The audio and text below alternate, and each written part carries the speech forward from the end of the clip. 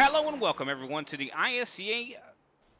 We have the Tucson Sound Art Cup Series and Super Cup Series here tonight. Going to be an exciting race here at Charlotte. Got 300 miles here for the AutoZone 300.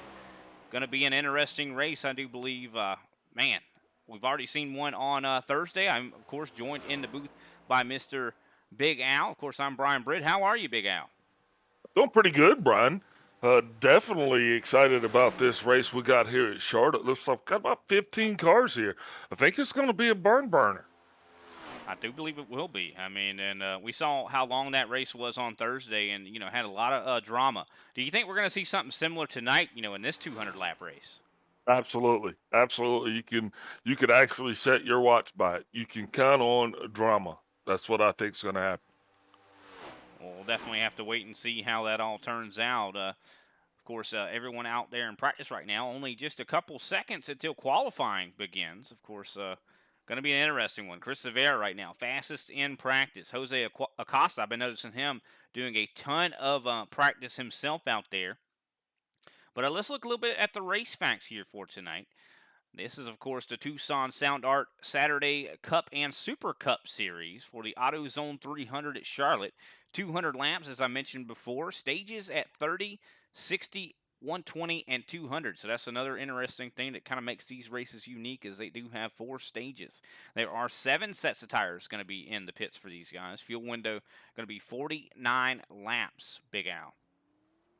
Yeah, that's going to be a big thing that we got to pay attention to because on Thursday night, for whatever reason, we had the wrong field data. So tonight, understanding that it is 49 laps on that, which means stage 3, they're going to actually have to pit. So that's going to make it a little bit exciting and interesting as well. It definitely will. Well, we'll go ahead and take a look at the point standings here for the Cup Series and Super Cup Series. We'll start with the Cup Series. Chris Rivera right now with 3 wins after, I do believe, 14 races. Or I'm sorry, just a couple races. This is actually the shorter season standings right here. Ryan Strunk in 2nd place. Greg Wychinski in 3rd. Eric Kling, he has 1 win. He's in 4th place. Kenny Powell has 1 win. He's in 5th place. Al Kozlowski, 6th place. Kenny Thompson, 7th place. Gary Adamson in 8th. Paul Olson, 9th. Justin Levine in 10th. And I don't believe Justin Levine is in the field here right now. So that could mean he might fall down the running order a little bit more here. But Chris Rivera, he has quite a bit of points. I mean, he has 97 points over Ryan Strunk right now. And, I think he's going to want to maybe make that even more. Yeah, definitely. But the key is going to be he's going to have to keep that 62 car clean because this is a long one, and you got to be patient. And if you're not, we're not going to be talking to you. So, and that's going to be key in that equation. 100%. Well, Big Al, why don't we take a look at the Super Cup Series standings here? This is the longer season right here. Yeah, absolutely. And in that Super Cup Series, we see Chris Rivera on the top of the board again, showing some 4 wins with 10 top 5s, followed by Eric Kling, who has 2 wins, 5 top 5s. And then you got Justin Levine in 3rd. Noah Bitts is in 4th. Kenny Powell is in a 5th with 1 win. Josh Schaffner, 1 win again in 6th. Jose Acosta, 7th with 1 win. Clayton Hoffman is going to round out the winners there. He's got 1 win in 8th with Ron Strunk and Greg Wychinski. So this Super Cup Series has been running a little bit longer. I think we'll be wrapping it up here in a couple of weeks, Brian. Yeah, I do believe they will be. We're going to be determining a champion here. I do believe even next week, I think, maybe, if I'm not mistaken. Definitely have to check back with the administration. It's a little bit above my pay grade. I usually would know, but I do believe, yeah, I think it maybe will end with the passing to the new season, maybe in season 3, but we'll have to wait and see. And I do believe that you might be right. It is just a couple weeks. Qualifying, of course, is still going on. We have about minute 30 seconds here left in qualifying, and Chris Rivera right at the top of the board, hitting faster lap times than what he hit in practice. Jose Acosta looking the same as we did in practice. He's also now in 2nd place, and he hit a little bit quicker than he did in practice. He actually was not able to break that sub 30-second lap. But Jose Acosta able to hit a 29.995, and he's been one that has been very strong, Big Al. Very consistent. Does not seem to ruffle a whole lot of feathers out there either. Yeah, just he's had a couple of unfortunate outings here in the last couple of weeks. He did come on very strong though. I think he even got a start in like just his second start. He got a win just his second start in the series. But like I said, after that he has kind of gotten caught up in a little bit of unfortunate incidents, if you will, that have occurred on the racetrack. So the key to that 42 car, and I know he is definitely gonna want to have it his way. But in order for him to do it tonight, he's got to keep that car clean. He's got to stay away. It's the three keeps, right? He's got to keep it off the wall, keep it in the draft, and keep it out of trouble. And his team is going to be counting on him to do that. So we will be watching them. It's like you said and I said, he definitely needs to have a strong finish here tonight. Yeah, he definitely does. I mean, we're watching right now. It's Greg Wychinski actually doing his qualifying. He's another one that we usually see do a lot better than he has been as of late. And I wonder what's causing him to struggle so much. Kenny Powell, I think another one we kind of have that in that kind of zone. So I know Kenny Powell didn't have the best race on Thursday. Hopefully he can see a little bit of redemption today. Yeah, but back to Greg Wychinski. Greg is a guy who if Greg comes out tonight, if Mr. Wychinski comes out here tonight, and he is patient, Brian, and because that's the key. I'm going to say that about everybody, but especially about Mr. Wychinski. If he is patient tonight and he finds his groove and he can stay out of trouble, because I believe it's going to be clean up front, but the trouble's going to be in the rear. Alrighty, well, we're going to have to take a quick step away and play the national anthem. We will be right back.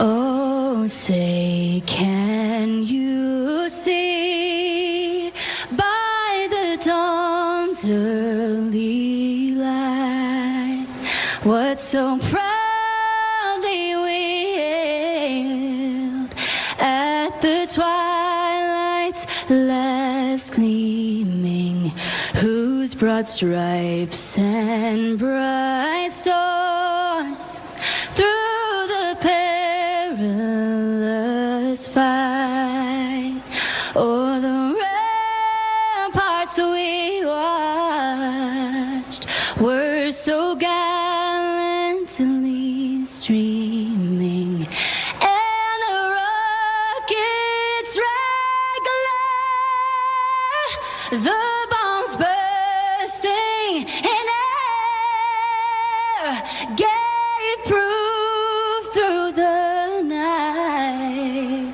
that our flag was still there. Oh, say does that star-spangled banner yet wave o'er the land of the free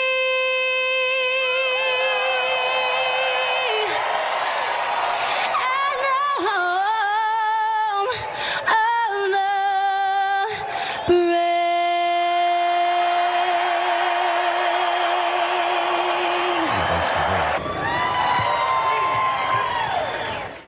The nighttime is the right time. Remember what I told all my drivers? Reach up there and pull those belts tight one more time.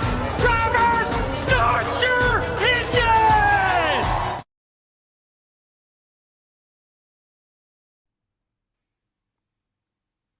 And we are back, and I do believe the grid is set here. Chris Rivera going to be starting up in the lead here. Actually, Big Al, would you mind taking the standings here? Sorry about No, that. absolutely. Chris Severa, our pole position winner there, starts on the outside row with Jose Acosta outside of him. That's going to put Chris Johnson in third place with Josh Schaffner in fourth. Frank Flores is going to be starting row 3 in fifth place with Kenny Powell in sixth. Greg Wychinski is going to be in seventh with Marlon Bork in eighth. That's going to put Brian Johnson in ninth with Pedro Enrique in 10th. 11th is Paul Osen. 12th is Gary Adamson. Andrew Layton starting in 13th with Ryan Strunk in 14th. Warren Young starts in 15th with Robert Pattengale in 16th. And Kenny Thompson rounds out this 17-car field as we start to go racing here for some 200 laps at Charlotte Motor Speedway, Brian.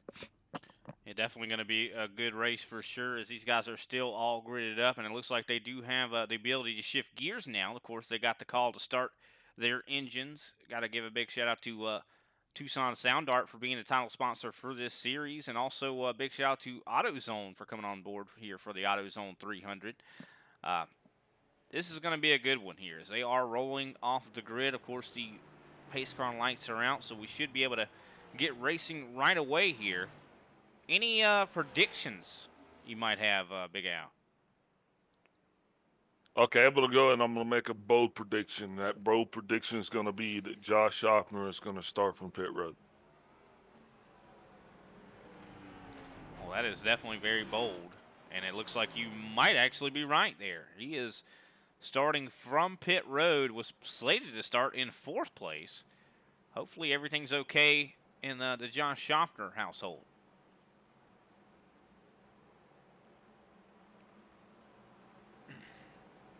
But here we are on the backstretch, soon to enter 3 and 4. At Inferno 62 going to be leading the way. And one thing we saw on Thursday, I think we will not be able to forget, is how much that clean versus dirty air affected these drivers. So, really the best place to be was up in the lead. Yeah, absolutely. And so the question is going to be, there's 2 questions that we beg to ask here. Number 1, Chris Severa's got to make sure that he gets that 62 gas and go forward out front.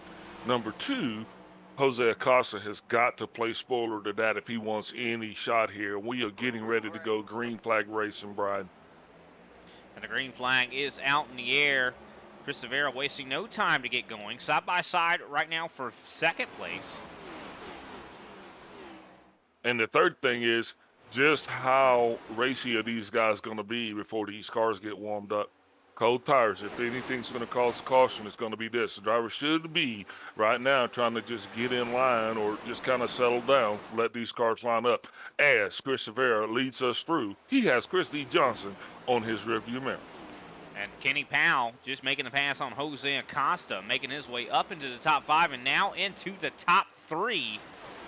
Kenny Powell, he is a man on a mission right now.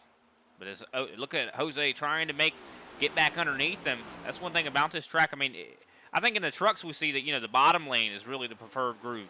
But in these next-gen cars, it seems like you almost want to run a little bit in the middle.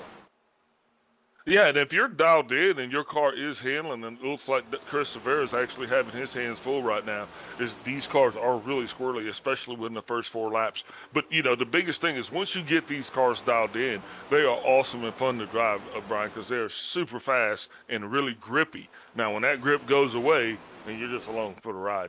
Look at Kenny Powell making a huge move here. Chris Johnson getting loose off the corner. That makes side by side for 2nd. You got a car into the wall on the backstretch. Looks Warren like that's Young. going to be that number 9 car, Warren Young. Yeah, that's what we're talking about. These cars, not actually coming through that full cycle yet. So, Brian, as we continue racing here, it looks like we got Chris Johnson and Kenny Powell. They're going to be running side by side, and Jose Acosta is going to be bringing up that rear. He's going to be trying to get the nose of that car anywhere that he can find it because he probably didn't get the best start that he was wanting. Definitely not, but Kenny Powell securing 2nd. You also see Brian Johnson, I do believe, making it his way around that 54 Captain Crunch machine of Martin Bork.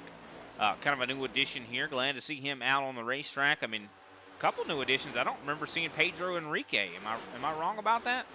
No, Mr. Enrique, he slid on in there at the last minute on us. But speaking of sliding on in, that 9 car slid right on into the inside wall. And now that car's looking like he's made a couple bad decisions and just a few mistakes. Not going to be the way he's going to want to spend the rest of his day. So we'll be interesting to see how well he fares on that. And look at that. Just like that, Kenny Powell has taken the lead. He has got a hot rod up underneath him right now. I'll tell you that. But that's the thing, though. This is the first one thing I always say. The first 5 laps detrimental to how the rest of your run's going to go. Is he burning this stuff up? And it looks like Chris going to be able to try to challenge on the inside here. Still fighting for the lead. But Kenny Powell is doing such a great job, a little bit higher on the racetrack. He looks so fast and comfortable up there, kind of in the middle to the high lane. Yeah, and that's awesome because this track is kind of racy like that, and we do have the ability to kind of go to kind of really be aggressive. And these guys are doing that because they understand that their cars are set up now. Powell getting a little loose there, but that's the second part of having a fast car, Brian. 100%. As we see some big battling going on back here, I do believe a lot of guys getting almost bottlenecked. Further back here is Ryan Strunk trying to work his way up. Martin Bork falling back to now 10th. Pedro Henrique up to 7th right now as he is on the he's in the 114 there on your screen, running a little bit higher on the racetrack, able to get by Frank Flores. Chris Severa has taken the lead back. That's Kenny Powell, like you mentioned before, getting loose. I think maybe he just burned his equipment up trying to get up there. Oh no, they're far from done, Brian. These guys are gonna, here's the deal. You gonna want to try at this point to because when your tires are hot, if you're gonna be aggressive and try to get out front, that's the time to do it. Only having 9 laps on these tires, because once you say flip over and you got 15 and plus on there, oh, Chris Severa getting loose. That's gonna big checkup. Chris Johnson coming in, Acosta going by. Severa's gonna drop all the way down to 4th place. Now he's on the inside. Just right when that happened, Severa actually just lost it, kind of sidestepped. Good heads-up driving on everybody around him to go ahead and that could have been bad. That was scary. Oh, that was definitely a scary situation.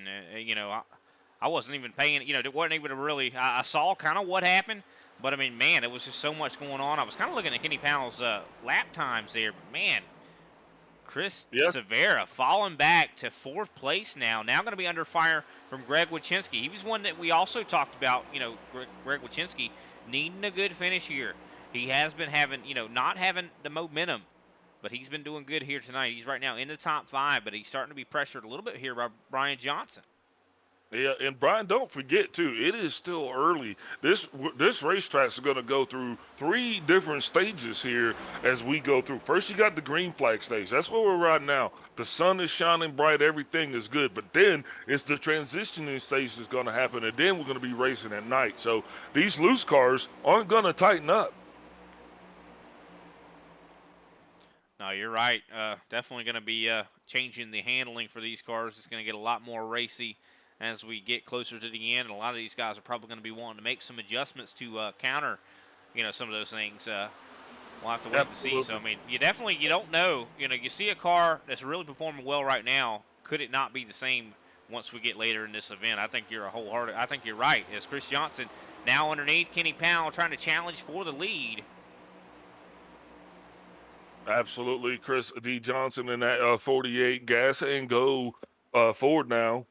Going to make that run on the inside. Powell's going to just do everything that he can to keep Johnson at bay. But, I do believe that inside line is the faster line going through the turn as they get ready to come to the start-finish line.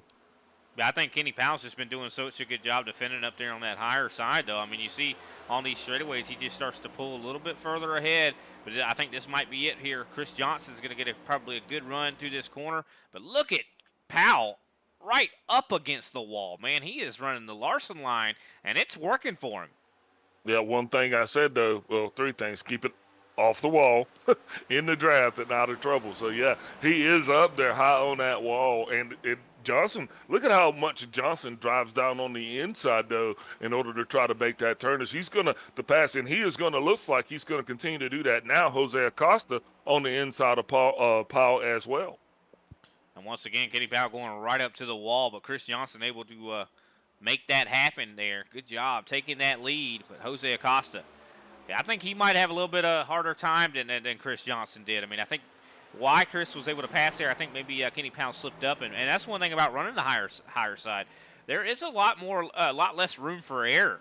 I mean, you could get a lot looser up there too. We kind of saw that at Kansas, but we do have some side-by-side battling going on right now. I do believe. Well, Robert Pattingale, I think. No, that's Kenny Thompson right now, actually fighting his way up into the top 5, able to get around Greg Wachinski. Chris Rivera now moving back to 7th place. He's dropping like a stone here. Now that he does not have clean air, you can see he is clearly struggling.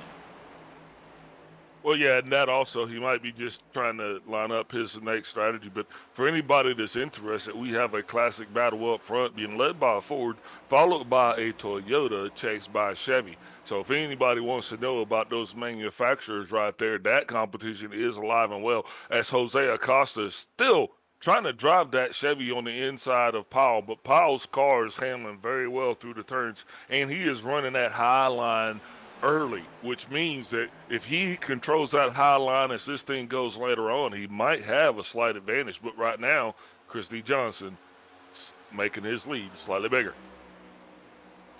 Yeah, I mean, you can definitely see that Kenny Powell is strong on that high side. I mean, and he's strong where it counts, too. I mean, his lap times are not that bad. I mean, he's running a little bit faster than Jose Acosta. Not running as fast as Brian Johnson. Johnson apparently saved his tires, but Kenny Powell definitely has got a lot of pace. But Chris Johnson right now is the fastest man on the track. Actually, strike that, Brian Johnson is. But the Johnson boys, they definitely have got some hot rods underneath them tonight. That's for sure. And loving every bit of it, man. Here as we have, I do believe, going to be, 12 laps to go in the stage. And Kenny Powell under fire hard here. Jose Acosta taking over 2nd place. Yeah, and just like that, looks like Greg Wachinski is going to drive down to the inside of Chris Rivera. These two are battling right now. This battle is on for 6th place. As Rivera now going to get the best of Wachinski and be able to stave off that challenge for that 6th position. See Pedro Enrique right there trying to fight his way up to 8th here. He was, I do believe, in 7th earlier, but it seems like he's fallen back. Ryan Strunk trying to work that high side himself here. Now, I think a lot of these guys are just kind of taking it easy. They know that, as long as they don't lose a lap here, they're going to be good. They want to get that necessary tire data, as you always talk about.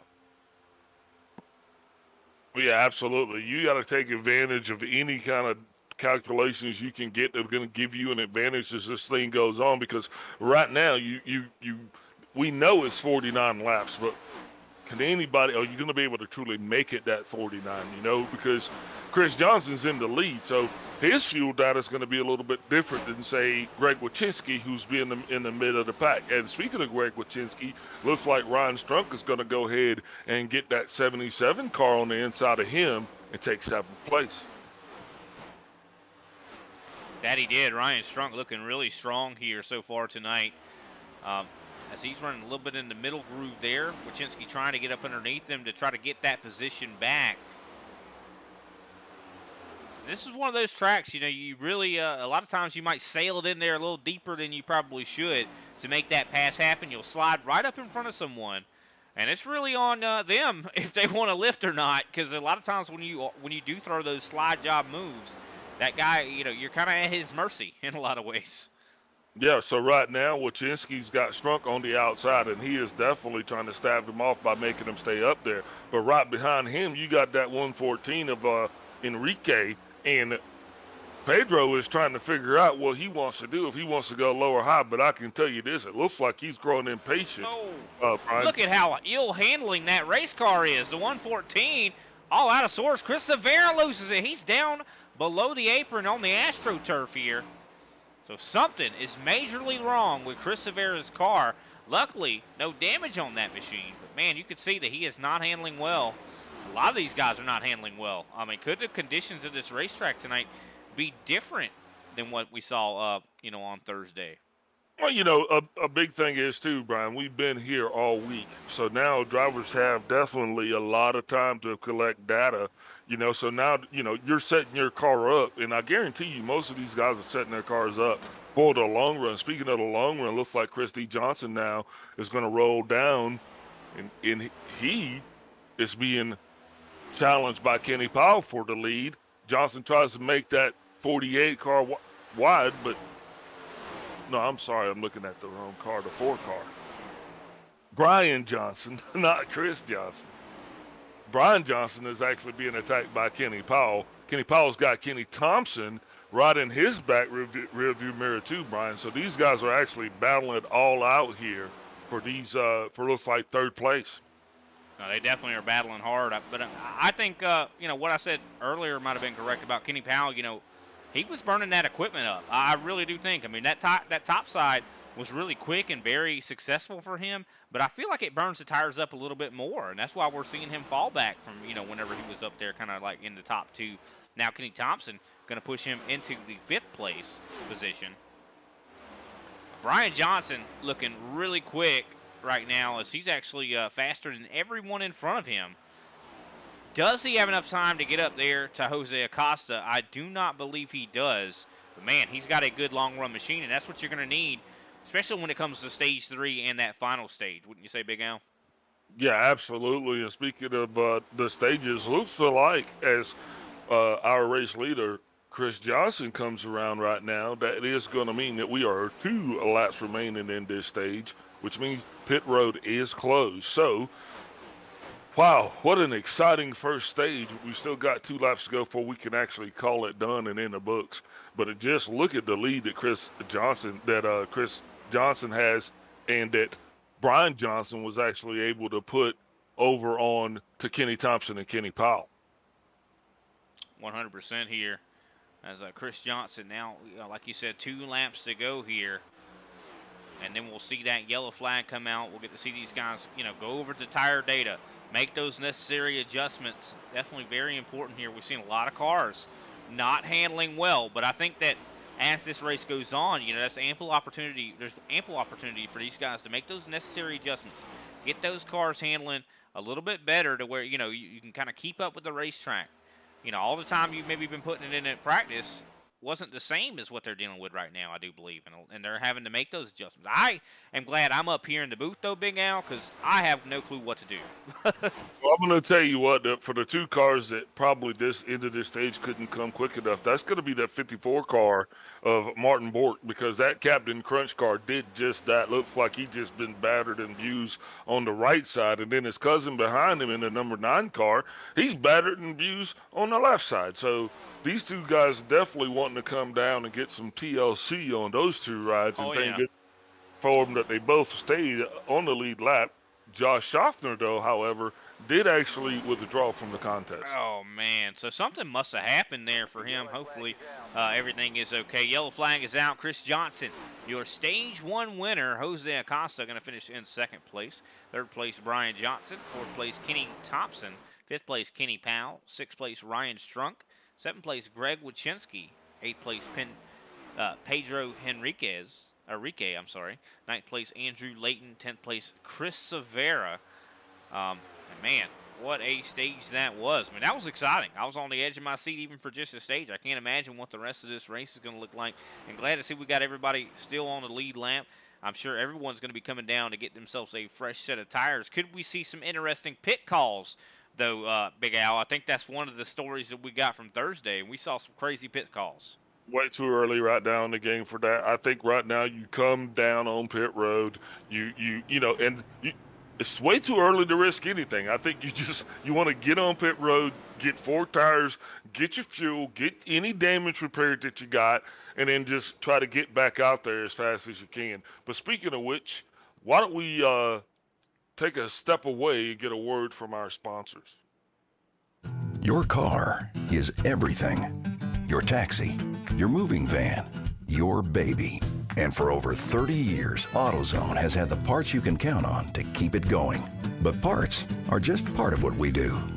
We're part buddy, part mentor, part of the American way of doing things.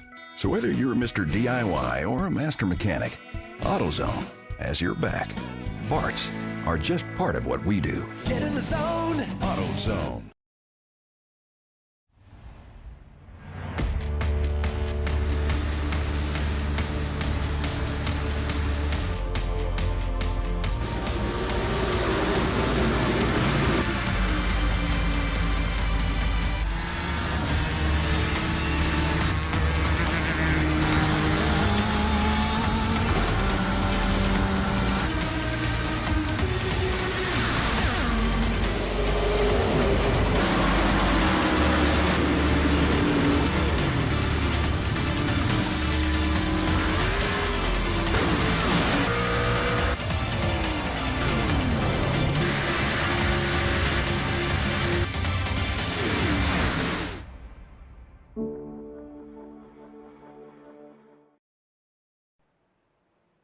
And welcome back as we are at the end of stage one. Speaking of that, got our stage one winner here, Chris D. Johnson. Chris Johnson, this is Big Al. You got me? Roger. Hey, so from where I'm sitting, it looks like you guys got your hands full down there. What can you tell us about the handling of that car? And also, before I start, congratulations on your stage one win.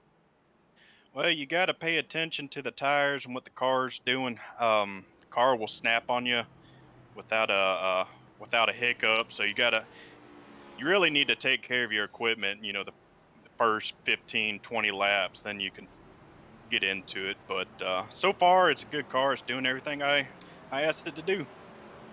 Well, as stage two gets ready to happen, another shorter stage, but what are you looking for here in stage two, maybe that you learned from stage one? Hopefully, keep this clean air. And so with that, how much do you think you're going to be willing to risk it to keep that clean air? Well, it's a long race, you know. I know Chris and Kenny were kind of taking it easy. You know, it just depends how bad the guys behind me want it. If they want it that bad, I'll let them have it. Well, Roger that. I know you got to get back to work here. Before I let you go, do anybody you want to shout out to? Of course, Southern Spiral Pipe, G&G, and everybody up in the booth. Roger that, sir. Congratulations on your stage one win, and good luck for you on stage two. Thank you, sir. Alrighty, well that was Chris Johnson, our stage one winner here. I do believe the pace car lights are out. We're getting ready to go back green here. As Chris Johnson going to be in control of the field. Pace car down pit road. Curious if he's going to gun it early, and there he goes. He catches Jose Acosta kind of sleeping there. As even Brian Johnson able to get side by side now for second. Yeah, Jose Acosta actually got caught sleeping on both of those two restarts, on the start and the restart. So he's definitely probably going to want to brush that up because that's what's costing him the most valuable track position. As we are now, green flag racing, Brian, stage two is underway, as is the battlefield position. Yeah, I mean, you see Ryan Strunk making a huge move, able to get about on Jose Acosta. So Acosta definitely struggling right now. As Ryan Strunk moves up to the top three. You see Chris Rivera right there, I do believe, in fifth place. As Jose Acosta trying to fight back. It might even have a hint of going through wide here. I would not recommend that at Charlotte. Yeah, and you know, right now Chris Johnson he's just up front. So him and Brian Johnson, they're just going to fall in, and they're just enjoying the ride, so to speak. You know, he's letting his tires come in, but behind them, total different story. It's like that calm duck, but you look underneath the surface, you see his feet just going crazy. That's what's happening back there as Jose Acosta has his hands full, and now he has that horde behind him, and they're all trying to get through so they can get up to the front. Chris Johnson now 3 wide coming out of the turn. Chris Rivera there, yeah, for sure. We see Ryan Strunk. He was the one that kind of made him go through wide. Looked like he got really tight or something like that. Was right up near the wall. Definitely some problems going on here as Kenny Thompson's now up to fourth place. Chris Rivera now moving his way up to fifth. I'm sure Rivera is going to be hungry to make up more positions than that, though. Is Strunk going to be desperate to reclaim that lost time. Kenny Powell now up to sixth place. And just like that, while nobody was looking, Brian Johnson actually slipped right by Chris D. Johnson on the inside as the new car is taking the lead. Yeah, I did not even notice that at all. Man, there was so much going on back there in that mid-pack that, you know, just kind of pulled a Houdini on us, if you will, that 4 car. Brian Johnson, and man, he definitely has a fast car. Throughout that whole stage one, he had the fastest car, I do believe, just the way, you know, in the longer run, he was a lot quicker, too. So I think that maybe, you know, he look at his times right now. He is the fastest car on the track by far. He actually hit his fastest lap last time by. Yeah, but, you know, Brian, and everybody's wondering what's a yeah, but it's still a lot of racing left. And Brian Johnson, well, Chris Johnson said this best. He said you have to take care of your equipment. The faster Brian goes, the faster he's burning his tires up. And we understand you can only be so fast here at Charlotte before you kind of get reeled in. And almost, we're about to go 3 wide. We are 3 wide. Kenny Powell taking Kenny Thompson on the bottom 3 wide with Jose Acosta up on the top, and they are still almost maintained it 3-1. I think Kenny Powell thinking a little bit better of it here. As, man, this is a hornet's nest. Yeah, Kenny Thompson definitely having his hands full as he is trying to stay up in there amongst it. Well, Jose Acosta, I mean, is ultimately the one that's fighting for his podium life, if you will. Is everybody behind him wanting to get by him, but right now he is still able to hold Kenny Thompson off. Now, Kenny Powell did kind of slip back a little bit, but now it looks like him and his G&G teammate, Chris Rivera, are going to be kind of lining up, and I don't know, but there is such a thing as a draft here, Charlotte. Oh, yeah, there definitely is. I wouldn't say it's as much as what you see at a Talladega or a Daytona, but there still is definitely present. And, I think that's exactly what they were doing. They're kind of trying to line up on the top, get that top groove rolling really quick. And it's working so far. I mean, they were able to pull each other around Ryan Strunk there. Yeah, Jose Acosta he's waiting on his car to come to him because as his run does go on, his car does get stronger. But right now, he has just got his hands full because Kenny Thompson is not wanting to play nice. He is impatient and ready to go around around the 42 car of Acosta. Oh, yeah, he definitely is. Kenny Thompson hungry right now. That 22 wanting to make something happen. And I think he might have the chance to do it. I mean, he's looking really, really good here in that Toyota Camry. Oh, big wiggle there from Kenny Powell. So some of these guys, maybe, you know what a lot of this could be? We saw these guys performing a lot better, I do believe, in stage one. I think what it maybe could be is that maybe they made an adjustment to try to keep up with the track, and they maybe made too much of an adjustment. I mean, it could very well be a possibility. Well, yeah, it's early on, and the biggest thing is you want your car to be set up for that long run, and that long run is actually,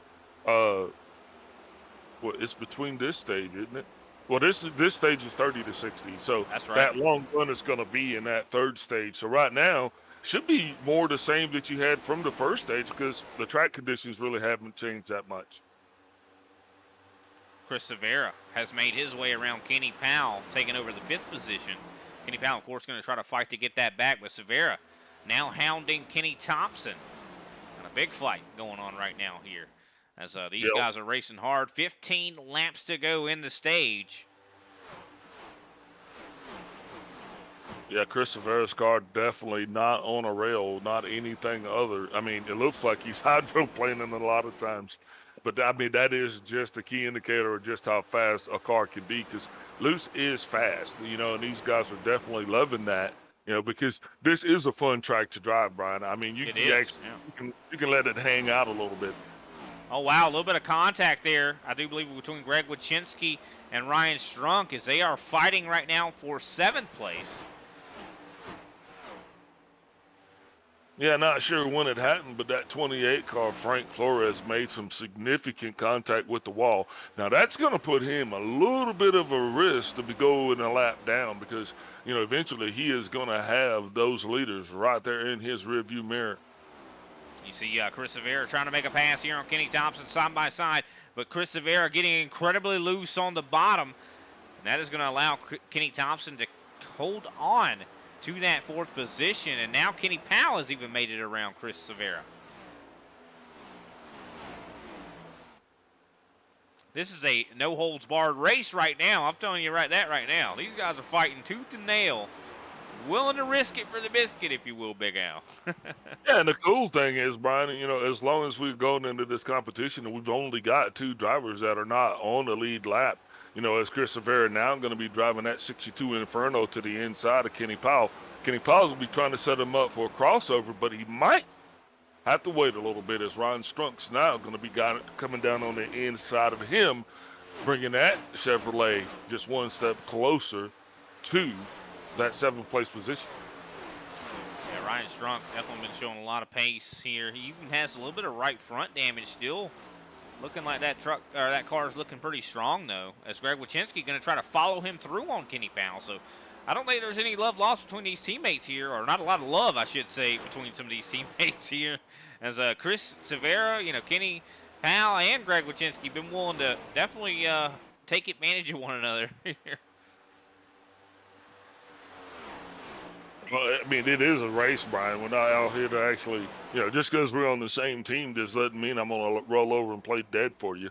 I'm still gonna race you. Probably race it, probably harder than I would the other guys. And one thing about your teammates too, you practice with these guys, so you definitely understand how they handle stress, and pressure under different conditions. No, that's definitely very true. I think that they definitely kind of almost can see, what each other's strengths, what each other's weaknesses are. Whenever I was in practice with this guy when we were building this setup, I knew whenever I, pushed him in this corner, he didn't hold up right there. You know what I mean? That's his weakness right there. So that's something I might need to utilize. Well, speaking of utilization, that 3.6 car of Greg Wachinski finds himself on pit road. Looks like he has made a couple bad moves, and that's going to definitely leave him in need of some TLC. You said Greg Wachinski? Yes, sir. He is up to 7th right now. He's the 5 car. Gary Adamson, I'm sorry, the 36 of Gary Adamson. Oh yeah, I see that. He definitely has a lot of damage on that race car. Yeah, I am a product of the North Carolina public school systems, Brian. So, well, we do have, I do believe, going to be 7 laps to go in the stage when they cross the line this next time by. And the fighting is kind of quelled a little bit here. I do see Kenny Powell has fallen back now to 10th place. Andrew Layton has made his way up to 9th. So curious what happened there with Kenny Powell. well, Looks I'm like going to tell you. Any damage on that race car? I don't see. Yeah, there's some right front. And, oh, yeah, right side damage a lot. I do believe Kenny Powell must have hit the wall. Brian, it's happening because I'm going to tell you the sun is going down on this racetrack. On this racetrack, listen to me a little. Wow, my posse's on Broadway. I can't believe that. But the sun is going down on this racetrack, and so these cars are definitely starting to handle crazy. And you can see that just by watching Kenny Thompson, because he's got Chris Severa in his rearview mirror. And I'm gonna tell you, both of these guys, they got their hands full driving our own cars as we got 5 to go in this stage. Nonetheless, trying to make a pass. Chris Severa trying to do everything he can. I mean, we talked about the standings earlier in the broadcast, and that was something that we talked about. These guys, Chris Severa in the lead in both of them. He wants to try to create as much of a gap as he can. I mean, I think he has like 200 points lead in the Super Cup Series and 97 in the Cup Series. I mean, he's running away with this championship, and he don't want anything to even come in the way of that. I mean, Chris Severa is a guy that he's determined to be the best. He's always, competitive. And I even know that, if you don't mind me saying, about, how we do the American Truck Simulator things outside of iRacing. He's competitive even in that. So, I mean, this guy wants to do the best in everything he can. As I do believe we see Frank Flores actually going a lap down there. Yeah, that's the scary thing on this track is when drivers start to go a lap down, Brian, because, when you're coming up on lap traffic, number one, you don't know where he's going to go, and you're hoping that he can keep control over his car. As Frank Flores has definitely got his hands full a little bit, just seems to be off the pace, but he is only going to be 1 lap down. So with the next lap coming by, pit road will be closed. He won't go more than a lap down unless something very unfortunate happens, which will put him in line to be the lucky dog. So just like that, Frank Flores will be back on the lead lap. Yeah, and he'll still have that chance to pit that machine. Gary Adamson, of course, is still, 17 laps down. And my heart breaks for Josh Schaffner, man. I mean, I don't know if that was a starting park, if that was on purpose or not, but I mean, I hope everything's okay in that camp. That's for sure. It looks like he was having a little glitching issues before he disconnected. Oh, no. And I've been riding along with Frank Flores, and I'm like, he's just giving his pit crew and his body man, he's just giving those guys some inspiration because he continues to drag the right side of that Chevrolet around this place. Yeah, he's probably telling them, I wouldn't want to be a fly on the wall with that conversation with the pit crew. Like, hey, we need to make some adjustments here. This thing is handling like garbage, Yeah, and I think they're going to ask him, what the heck did you do to that race car that we gave you as we are now? Looks like this is that last set of turns here before this What's the what? 2 laps now to go before this stage is over? No, this is actually the white flag for the stage right here. Brian Johnson, well out in front, looking like a lot like Brandon Pastelacqua on Thursday, pulling away here. And we've talked about how important that clean air is. And I do believe Brian Johnson, he's out in almost another zip code right now, another county, if you will, another city from from Chris Johnson. He has about 6/10 on him right now, and I do believe he has gotten this stage win. So that's 2 different stage winners. One thing we did see on Thursday, we saw Brandon Pastelacqua win all 3 stages. That does not appear to be the case here tonight, Big Al, as Brian Johnson takes it. As Brian Johnson is your stage winner. That's going to put Chris D. Johnson in second. Jose Acosta takes third. Kenny Thompson fourth. Chris Rivera in fifth. Ryan Strunk takes sixth place with Greg Wachinski in seventh. Andrew Layton eighth. Pedro Enrique in ninth. And Kenny Powell rounds out your top 10 points paying positions. Let's take a break and hear words from our sponsors.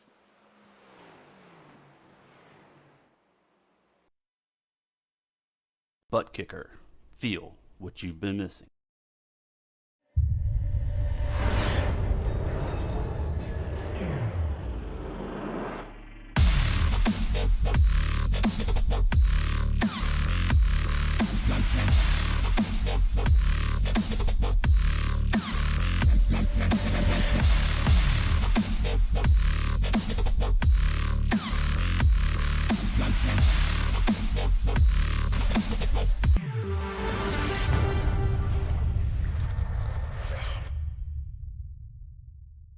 Get yours today at thebuttkicker.com and be sure to use our 20% discount promo code ISCA20.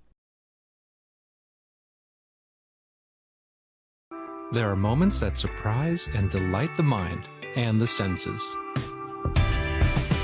Introducing SoundArt, the world's first truly customizable, concealed, flat panel art speaker system. A revolutionary combination of incredible sound delivered from your most meaningful pictures. When art and technology intersect, there is a seamless blend of creativity and function. I'm alive in the streetlight, pulling at the stars in the moonlight. Every time I feel you close. With SoundArt, anyone can print their own artwork or pick from numerous licensed artwork that we have. The possibilities are limitless. Enjoy beautiful and amazing sound throughout your home. The entire surface of your artwork generates incredibly robust sound. Your art never sounded so good.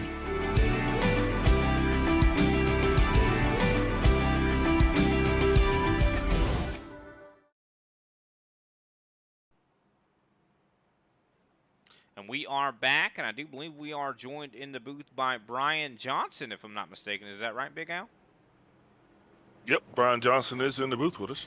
How you doing, Mr. Brian Johnson? I mean, you got yourself a stage win, and you were able to pull away to over half a second, and I made a heck of a pass there on Chris Johnson. I mean, how's that car feeling for you right now? Hey guys, yeah, the car feels pretty good. It's all over the place. It's goes from tight to loose, so it's a handful to drive for sure.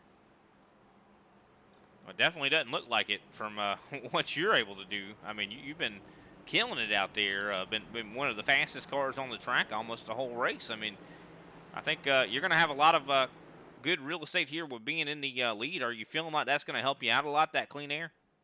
Yeah, definitely the clean air does help. I just need to focus on not burning my stuff up too soon. The last run, I was giving it everything I had, so I think I'll back it down just a little bit for the long run, and we'll see what happens.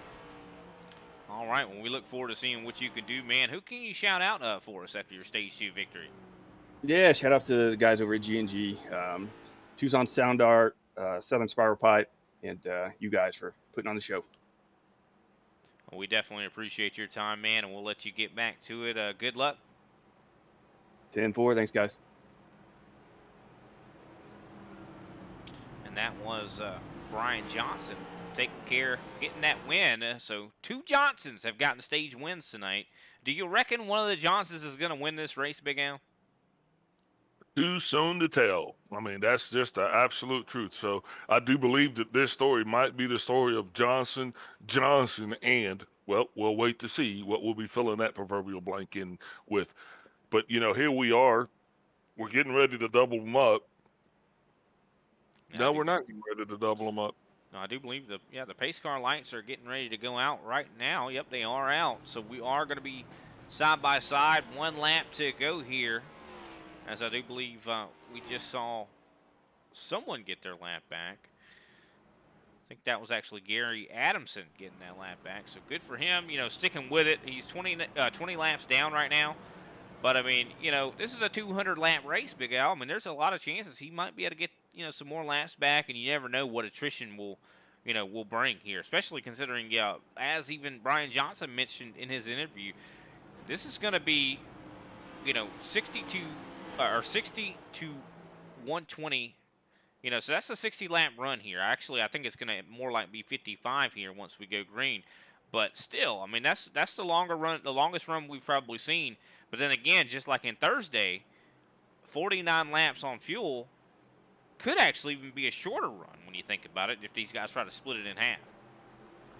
Yeah, and also, who made the right adjustments? That's going to be the biggest thing, because right now you understand that you're getting ready to run a bag of gas out of this thing.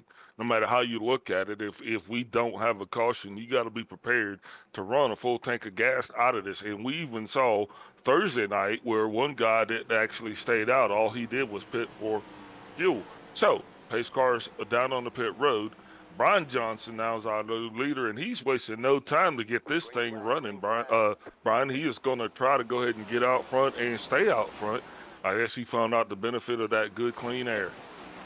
That he did. And looking at the pit times for most of these drivers out here, everyone actually took 4 tires, which is something that is kind of interesting. On Thursday, we saw a lot of guys take 2 tires. We saw some take no tires. Well, this would have been the time to actually take the 2-tire and risk it, because right now, the worst case scenario, you're not going to go but a lap down, because of this. In this sequence, no matter what, you're going to have to pit again. So when these guys do come in to pit, though, I think that will be when you'll see the first takers of maybe 2 tires or even no tires at that point, just trying to get in on pit road, get some gas, get back off. And that's going to depend on when these drivers actually do decide to pit, because we're going to be having to pay a close watch to when that green flag pit window will open.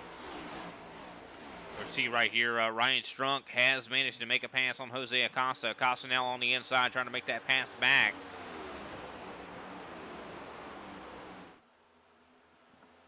And Ryan Strunk really using that top side. You also see Greg Wychinski fighting right now, I do believe, in 6th place, trying to fight for 5th with Kenny Thompson. Yeah, absolutely. And they got that 25 car of Andrew Layton right behind him. So he's going to be wanting to make easy work of whichever one of these two falls victim to the other, because he's got Kenny Powell knocking on his back door. Brian, right now, these guys know what's going on.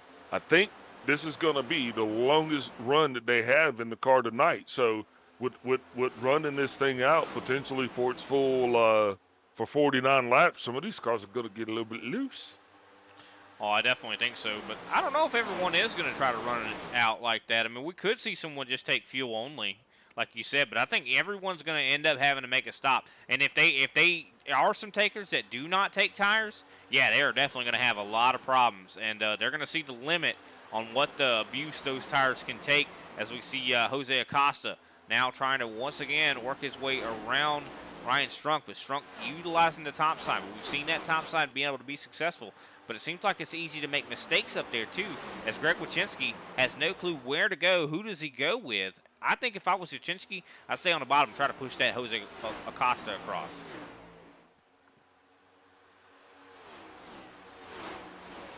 Well, like he might be listening.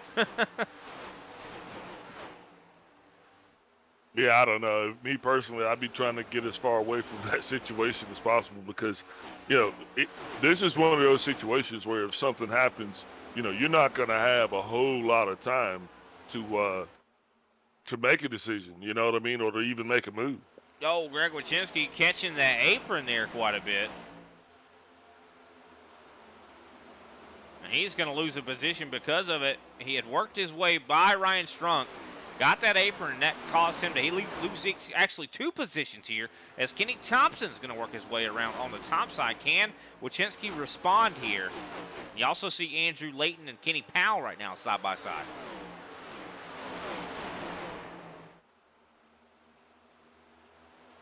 And they are tight. Oh, Kenny Thompson and Greg Wachinski are so tight on each other. I do believe Thompson actually just touched the wall. And that is going to put, wow. Yeah, Thompson just rolled the right side of his car down that outside wall. But, you know, that's just one of those situations, like I said, that you really don't want to be in, because right now these guys they're locked up and they are battling for position. But the unfortunate thing is, you know, if something happens, I mean, that's gonna possibly end more than just one person's night. So even though it's great to be racy, it's still one of those things where it's a little bit early. Yeah, I think a lot of these cars have even seen better days. I mean, you know, there's some guys out there that have damage right now as we speak.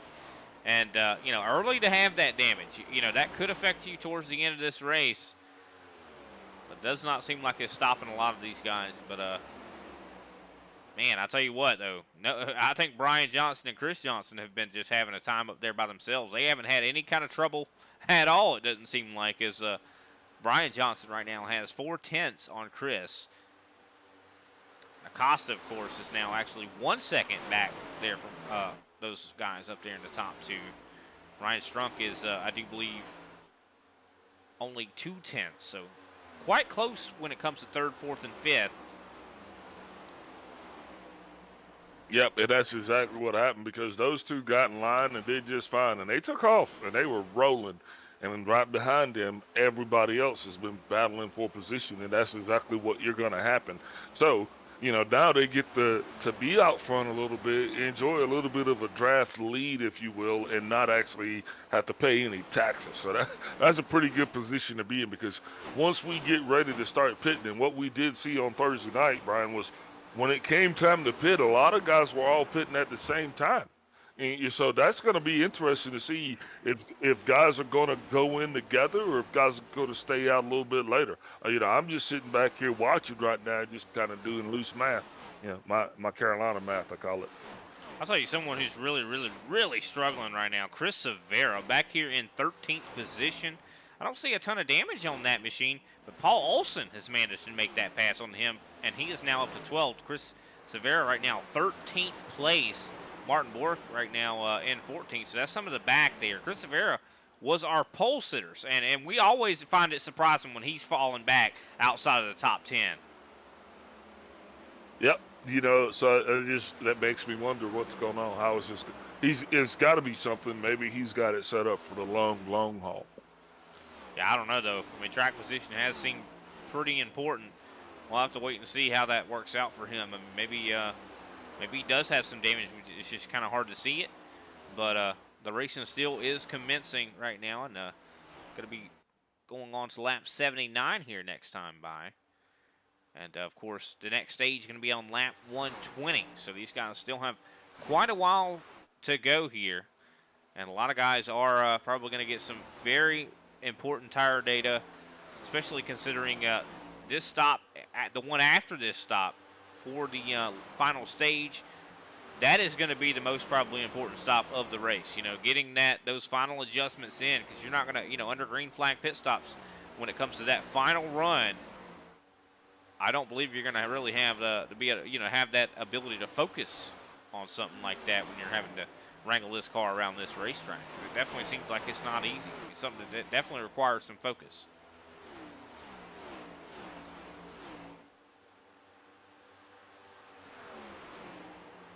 If you know, any of our audience knows anything about how iRacing works with the UI, you know, you can switch to different black boxes and stuff like that.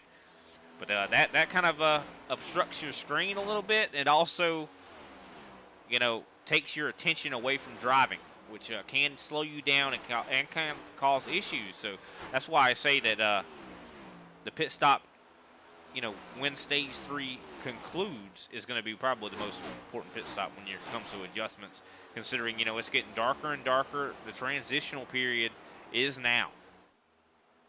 Yeah, something is wrong with Chris Severa. He is off the paces. I've been monitoring his lap for the last 2 or 3 laps, and he is definitely almost a second off the pace, Brian.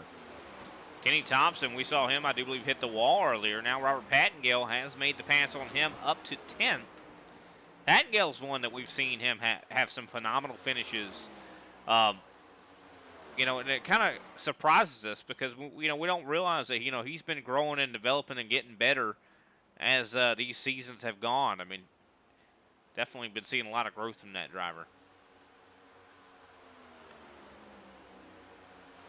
Seeing a lot of growth here from Greg Wychinski. He is up to 4th place right now and is working on trying to catch Jose Acosta.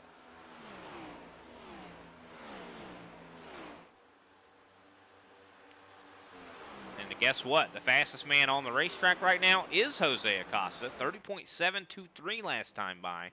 The next fastest would have had to have been a 30.785. So definitely some fast times coming out of that John Deere machine, and no wonder. I mean, it's a deer. Nothing runs like a deer. And then you compare that to Chris Severa's 31.171. So yeah, that Ford's definitely got a little hitch in her giddy up. That she does.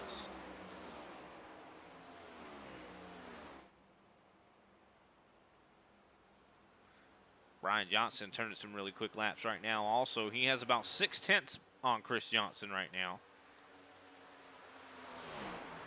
But, I mean, still a long way to go. We're on lap now 85. And as I said before, 120 is when this stage concludes. So I would assume green flag pit stops are probably, you know, we're close to that now. And the awesome thing too that a lot of people might not realize is we've been caution free at Charlotte. I mean, since the green flag has waved, we've had 2 cautions, 4 stages, but other than that, no cautions. And we've only got 1 car that's actually out of the race, and that is the 50 car of Josh Schaffner. And a lot of that was probably more due to technical issues than actually anything else. 100%, and you know, we do have, of course, Frank Flores. He is still on the lead lap. He's quite a distance back, though. Gary Adamson, I do believe he might have called a quit, so Big Al. Yep, I do believe you're absolutely correct. Gary Adamson is actually dropped. But the weird thing is Gary Adamson dropped for packet loss. Really? So that was even technical, too? That seems to be the case, Brian. Unfortunate there for sure. As Greg Wychinski has caught Jose Acosta.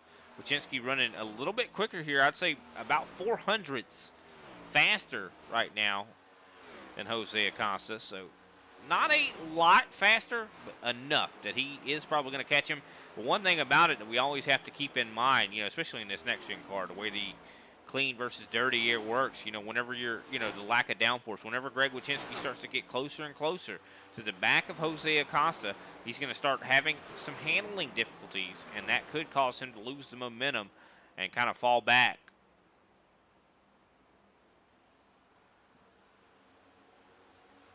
Yeah, this will be in our 3rd and longest stage so far of the race. It definitely is starting to challenge both man and machines. As some of these cars have looked like they've fought in a world war. So as this thing does, as this battle does rage on, though, it's just going to be interesting to see how this happens as Robert Pattengale actually finds himself falling victim to Kenny Thompson. And Thompson actually also went by Warren Young. So I think that's going to put Kenny Thompson all the way up into that 9th place, Brian.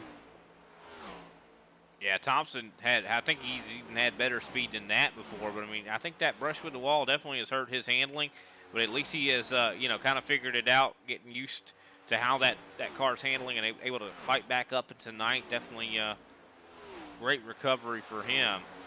Kenny Powell, I'll tell you what, 6th place right now, under fire a little bit from Andrew Layton. Layton is a couple hundredths faster than him. So still some battling going on right now as we're closing in on those green flag pit stops here. We're now 28 laps into this stint. As a matter of fact, I do believe our green flag pit stops are actually getting ready to start happening as we speak. As that number 9 car is actually coming down pit road. Warren Young going to be the first taker that we got for green flag pit stops we'll be watching to see if he's just going to take fuel or tires or both. Yeah, we'll definitely keep an eye on that. I'm wondering when these leaders are going to pit here. Brian Johnson now out to 0.8 of a second on Chris Johnson.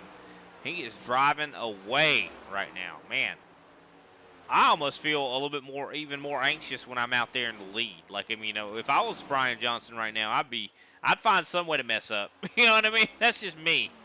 Kenny Thompson, pit road. Kenny Thompson taking a trip down pit road.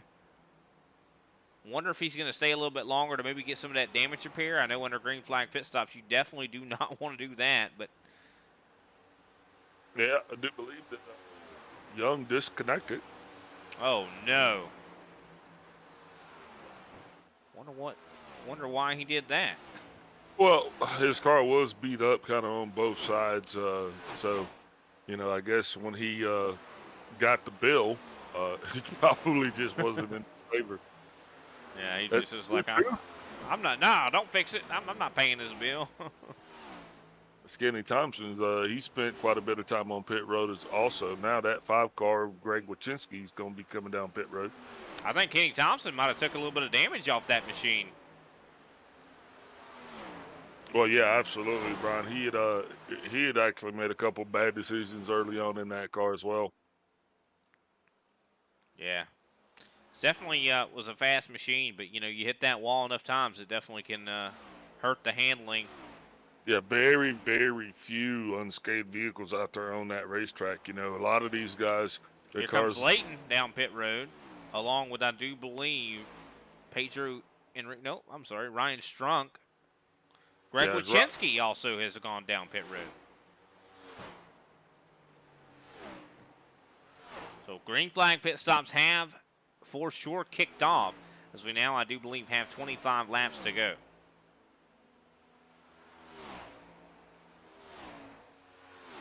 Brian Johnson out to a 3.4 second lead now. He is just driving away. He is the fastest car on the racetrack, except for the guys that probably have just pitted, which they have not actually gotten up to speed and able to turn laps yet. Kenny Thompson has now, 30.7 from him. Kenny Powell, Robert. Kenny Powell down pit road. We see Paul Olson also down pit road. Paul Olson, yeah. Andrew Layton just now coming off of pit road. So pit stops are abound right now, but when will these three leaders, I should say, when will they come down? I mean, that's the really main question right now. This Frank Flores actually in danger of going another lap down. So he's going to lose that lap that he did gain. So that's going to be interesting to see how that's going to affect him as this battle continues to rage on. Still no sign from the leaders of actually pitting anytime soon. We do see Greg Wachinski. He had chose the short pit a little bit here. He is now out in front of Kenny Powell once again. He's really one to keep an eye on. I mean, he was right there battling with Jose Acosta. Acosta waiting so long to pit. I mean, could that be, you know, work against him here? As I do believe we're closing in, you know, now 22 laps to go in this stage. I mean, I don't know. I mean, I feel like Greg Wachinski definitely has a good plan here. But, I mean, Acosta, he's going to be on a little bit newer tires. How's this going to – what is your prediction on that? Chris Johnson now down pit road. Yeah, I definitely think you're probably going to see that 4-car coming sooner than later down the pit road, because at this point now, you know, he definitely has to go ahead and pit if he wants to get back out front and lead this thing. But so far, you know, I'm not angry at his decision to stay out. I do believe, but looks like he's going to stay out one more time here too. I mean, he's got a fast ride. It has not been handling, you know, poorly at all. So, I mean, I don't know. I mean, I definitely am not mad at him staying out. But then again, you know, we're going to see Chris Johnson able to really make hay when the sun shines, you know, to be able to get those fast lap times on those new tires and maybe take that 1.4 second gap before the pit stops, you know, maybe make that even less. I mean, maybe even try to take the lead. I mean, it could be, you know, that clean air is what's king. You know what I mean? Yeah, but my position for staying out will be a lot different, though, than even that. I mean, personally, as a number 4 car, I want to get as many laps out of those tires as I can. I want to try to see how that car is going to handle, because when we do get ready to pit at the end of this stage, that will be the last time to make any kind of major adjustment. So if you haven't run that car all the way down, so because once that tank gets empty, Brian, that car handles completely different, and you're gonna have to get the most laps out of your tires as you can here as this thing goes. But leader is now on pit road, so we're halfway through this thing, and what we'll do is we'll go ahead and run down the order for you to give you a little bit of that Tucson Sound Art AutoZone 200, 400, all right, 300. 300. There it is, 200, 300, 400. Yeah, this is how we count. So the leader is Jose Acosta, being followed by Pedro Enrique. Brian Johnson's shown in third. Robert Pattingill currently being shown in the fourth. Chris Rivera is being shown in the fifth. Martin Bork being shown in sixth. That's going to put Chris D. Johnson 1 lap down in seventh. Ryan Strunk in eighth, a lap down. Greg Wachinski in ninth. Kenny Powell in 10th. Andrew Layton has a line share of 11th with Paul Olsen in 12th. And Kenny Thompson being shown some 2 laps down in 13th. Frank Flores some a 6 lap down in 14th. Warren Young no longer with us in the competition. Gary Adamson also disconnected due to packet loss, and Josh Schaffner also disconnected. And the last people that have yet to pit here, Jose Acosta, Pedro Enrique, and Robert Pattingill, Chris Severa, and Martin Bork. They are the ones that are on the old tires right now. Actually, 41 laps into this stint. So Jose Acosta, I don't know if he's praying for a caution, or maybe he's one of those guys that's planning on maybe taking that just a splash of fuel like you mentioned before.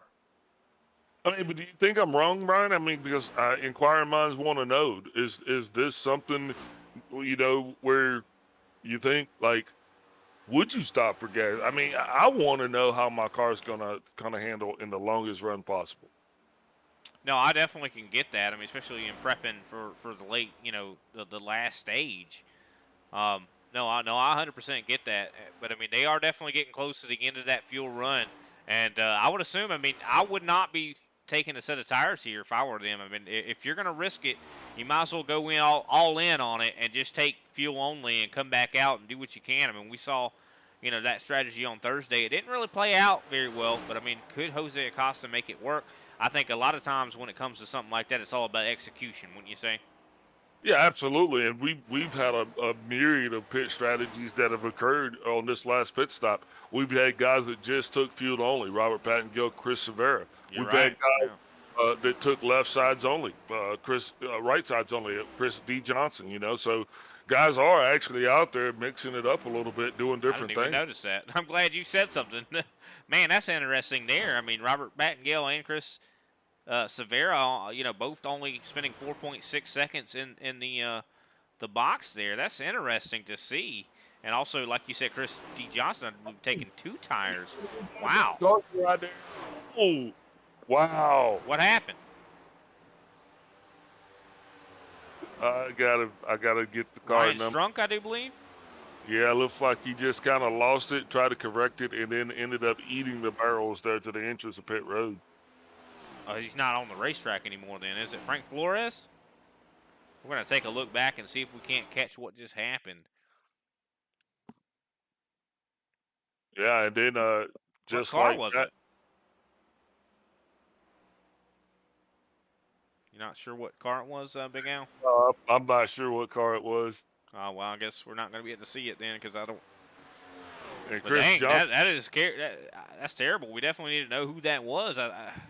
and Chris Johnson just actually kind of lost it a little bit too. So a lot of things going on here on the racetrack. We do see some side-by-side action actually on the racetrack. I do believe Kenny Thompson trying to battle with Chris D. Johnson. But, of course, that is not a fight for position here. Chris Johnson is a lap down. Kenny Thompson is actually 2 laps down. But Jose Acosta right now in the lead and trying to go for this stage win. Going to be 10 laps to go next time by. Yeah, so definitely he will be pitting either this time or next time by, as he is at 48 laps, and you know the fuel window on these cars is 49. So that answers the question of what he was going to do. He was definitely planning on staying out. Yeah, for sure. I mean, he's definitely going to have to pit here eventually, as I do believe. Pedro Enrique, I do believe, actually taking a trip down right now, pitting out of third place. That's going to put Robert Pattengale up to second place. But, of course, I do believe you mentioned it before, Pattengale was one that only took fuel. So he's going to be trying to run for the long haul. And I think Robert Pattengale might even get the stage win because of this.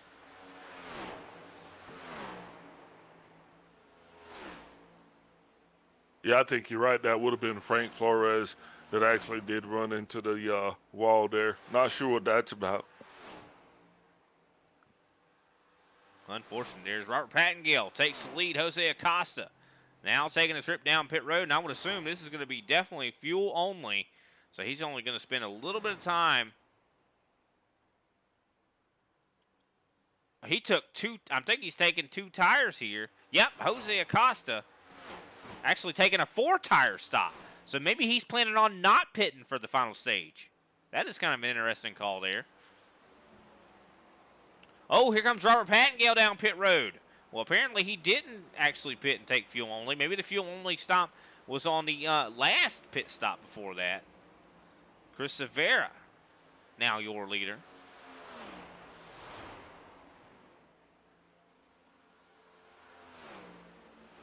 Chris Severa right now 48 laps into the stint. So, yeah, I think we might have been a little bit wrong there. We do apologize out there to the audience. Chris Severa, of course, is the last man to have yet to pit. He's on 48 lap old equipment right now, and I don't believe he has taken gas.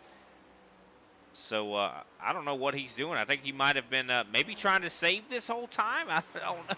This is an interesting call. I mean, maybe we were talking about what's wrong with his car. Right, Big Al, we were talking about that. We're like, what is going on with his car? Why is he going so slow? Could he have been saving gas? He was, I definitely wrote, he was absolutely clutching it around all of the turns. So he's saving gas. That's what he's been doing this whole time. Try to make it so he can make it this whole run. I just don't know if that's possible. And also the thing is, I mean, Chris Johnson is running over a second faster than him right now. 4 seconds back. I think he's got enough time that he still is going to end up getting caught.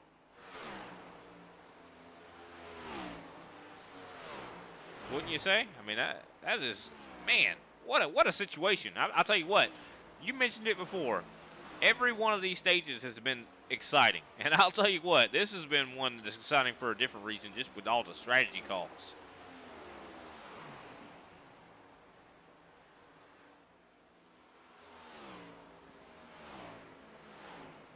Chris Severa, our pole sitter, right now out in the lead, but 3 seconds behind is Chris Johnson.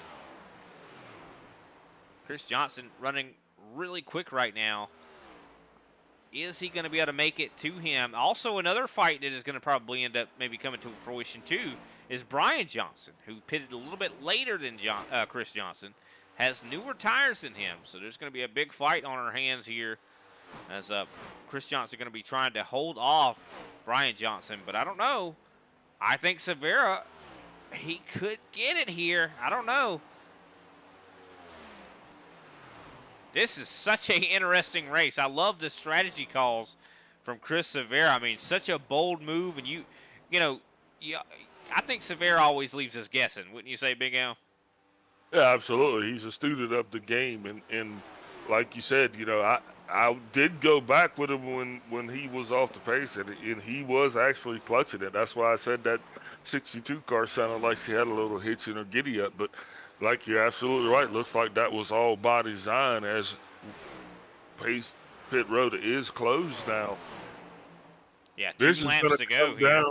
This is going to come down to the last bit, because not only does Chris Johnson have to catch Chris Severa, he's got to pass him. That he does. As we looking through the cockpit camera here right quick from Chris Johnson as he catches up to Chris Severa. And he is catching him quick. I mean, you can see Now a half a second in between these two, but I don't think Severa's going to be hurt very much by this call either way. I mean, I think he's still going to grab himself a nice top 3 finish in this stage. But I don't know. Like you said, though, it's going to be one thing to catch someone. It's going to be another thing completely to pass. Yeah, and I don't think Chris Severa made it all the way here to settle for a podium. I think he wants the stage 3 win, because in order for his strategy to work, he has to win. If he makes it this far and he doesn't win, then he came up short. I think Severa might have it, unless Johnson can throw a really. Oh, he hits the apron. He gets loose. That is going to give Chris Severa the stage 3 win. And Brian Johnson is even going to grab second. What a big mistake there for Chris Johnson. Going to cause him to fall back into third. Well, just like that, stage 3 comes to a close, and just like that, we have 3 stage winners. So with stage 3 coming to an end, looks like we have Chris Severa, your official stage 3 winner, with Brian Johnson taking second place. Chris D. Johnson losing it just right there at the end. Brian coming off a turn 4. That's going to put him right there on the end of the podium in third, with Greg Wachinski in fourth. That's going to put Jose Acosta in fifth, Kenny Powell in sixth, Andrew Layton takes seventh, Ryan Strunk eighth, Pedro Enrique in ninth, and Paul Olsen rounds out your top 10 points per game positions. With stage 3 in the books, let us take a step away and get a word from our sponsors. Butt Kicker. Feel what you've been missing.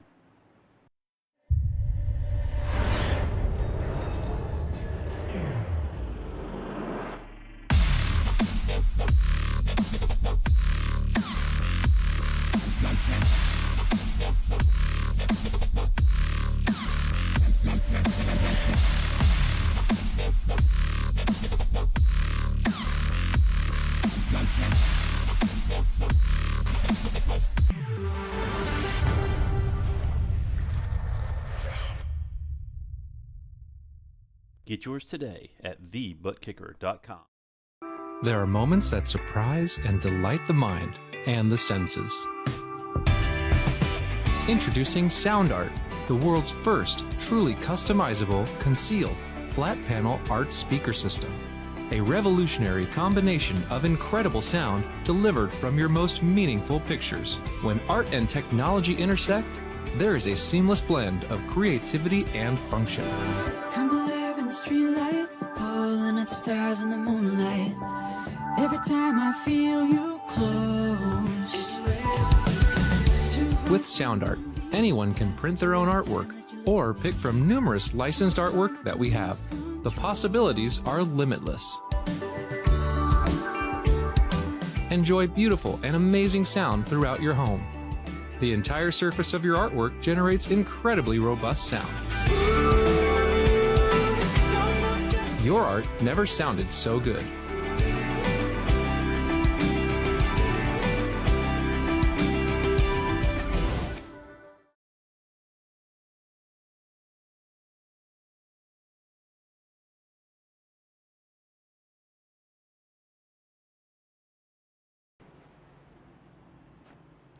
We are back, and a little bit of confusion going on. We were trying to get Chris Severa dialed up, and we're not able to have that interview with him, but I do believe we might have Kenny Powell to talk to here to see who actually won that stage. We were kind of confused because the caution seemed like it was a little late.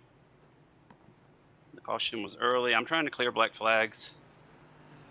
Oh, we do apologize for bothering you right now. Well, we'll let you get back to it, man. Just trying to find out some information here for the broadcast, but we'll definitely let you get back to it. Sorry to distract you. Hey, Brian, you can enter me. Yeah, I guess I will.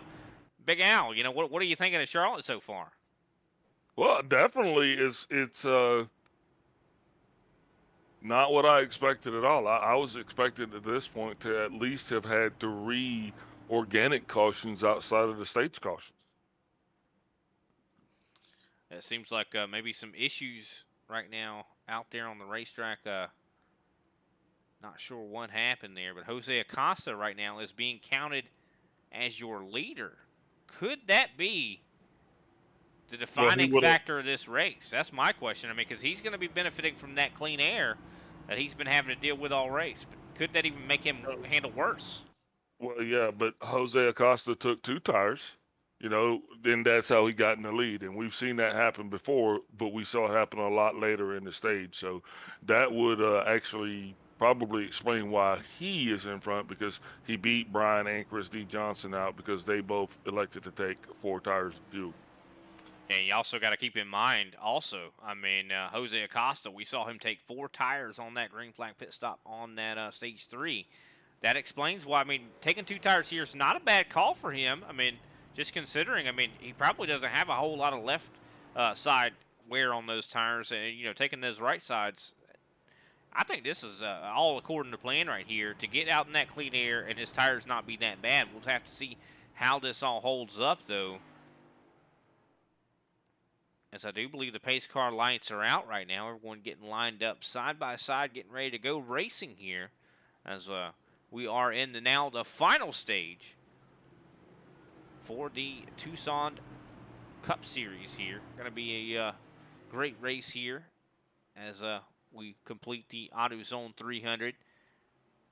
Man, it has been an exciting race, though. We've seen many different strategies. We've seen a little bit of some drama. Like you said, there's some cars out there that have been beaten and, you know, banging with that wall and maybe even each other. Almost looked like some maybe someone got caught cheating. Someone took the hammer to some of these race cars, Big Al. Well, you know, I wouldn't say that because people might take that the wrong way, Lord, in this cancel culture that we live in. That's a cancel culture. But yeah, so here we are, Brian, getting ready to go. I mean, green flag racing, right? We got 76 laps to go. This thing's going to get exciting. Pace cars down. Jose Acosta's taking us to the green flag. Green flag. Sorry about that. Green flag is out up in the air. Jose Acosta going to take advantage of it. He gets a nice launch, as I do believe even Brian Johnson's able to get single-filed out here, but still big gaps here. Chris Johnson under a lot of fire as Greg Wachinski and Ryan Strunk fight side by side. Right there behind him, Strunk trying to make everything he can happen here. Absolutely, Brian, because if you are going to do anything at Charlotte, you have got to do it early on. If you don't get your car out front and try to make that pass within the first, say, 7 laps, I don't think it's really going to happen, not for the lead. So, Jose Acosta doing everything he can to try to hold off that lead. But here comes Brian Johnson to the outside. Brian Johnson getting a huge run here, so maybe even that little bit of wear on them left side tires that Jose Acosta, you know, taking them 2 tires, you know, probably replacing his right sides. Probably see it still seems to be affecting him here as Brian Johnson is riding right up to him, looking like he's getting ready to make a pass. See Chris Rivera trying to work his way up to Ryan Strunk. Yeah, Brian Johnson definitely is going to try to get around this 42 John Deere of Jose Acosta. He has been behind him just for a little while, but you could already tell he is growing patient and trying to do anything he can short of moving that 42 out of the way. Yeah, it might end up happening as we see Jose Acosta trying to do everything he can to keep that car behind him. Just not able to, you know, I don't know if he could defend against it, though. I mean, I think Chris Johnson definitely an accomplished enough iRacer that he knows what he needs to do to be able to try to make this pass happen as he tries to ride right around the top side to build a little bit more momentum to really attack Jose Acosta. As Chris Johnson, just all he can do is watch right now as these two battle it out.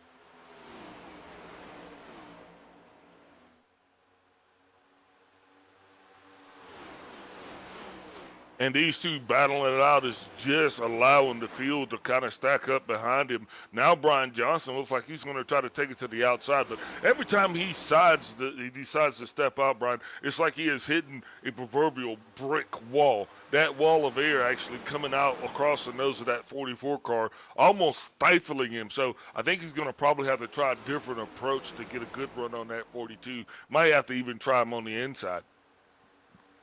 Yeah, he definitely probably needs to try him on the inside, but easier said than done. I mean, you know, Acosta is protecting every single line. He's not if he makes a mistake here, that's what's going to be what allows Chris Johnson to get around. Because wherever Johnson wants to make this pass, Acosta is going to be running right in that line. But then again, that makes it even more likely that Acosta could make a mistake, just considering he's not really focused on what's going on in front of him. Not hitting his marks could be something that definitely could happen. Considering, when you're looking at the relative and you're driving in the rearview mirror, that's when you're going to have the most problems. And there's two things also that you got to pay attention to also, Brian, is because with them actually being in Acosta's rearview mirror now, he's actually on the right side. It is causing Acosta to actually drive that car that way, and also probably being a little bit more aggressive than he wants to be this early in the stage. It's Brian Johnson making a really concerted effort to make that pass, and he gets it done. Brian Johnson back up to the lead. Chris Johnson has caught up to Jose Acosta. Acosta, of course, had the benefit of the clean air. Now he is not going to have that, so that car could start to have even more handling issues as we see Greg Wyszynski making the pass here on Ryan Strunk, moving himself up to 4th place. And just like that, now you got Chris D. Johnson, who's coming up on the back of that 42 car of Jose Acosta, and he's also going to be putting a battle on for 2nd place. Wyszynski, though, now he's got that car his dialed in, and he's going to also be wanting to get that 5 car brought up to the fray so he can join into the fun. Oh, there's a lot of fun to be had right now as we see the top 3 battling it out, and then the 4th, 5th, and 6th place also battling it out as Kenny Powell now is working on Ryan Strunk. Kenny Powell, of course, has some substantial right side damage. Yeah, but he also has the fastest lap of the day right there at that 24 gas and go Camry. And just like that, Brian, somebody's done turned on the lights. And that is a good point. Considering, the conditions of this track probably are changing right now. The transition is definitely starting to be complete here as we're now 135 laps, soon to be 136 laps into this race. And that's why I said, that third stage caution, that was going to be the important pit stop. That's the pit stop you want to make sure you make the right adjustments on. And Chris Johnson now starting to put some pressure on Jose Acosta.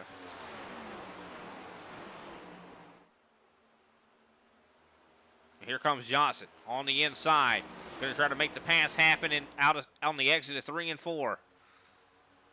Oh, and not able to do so. Acosta able to get the run on the high side.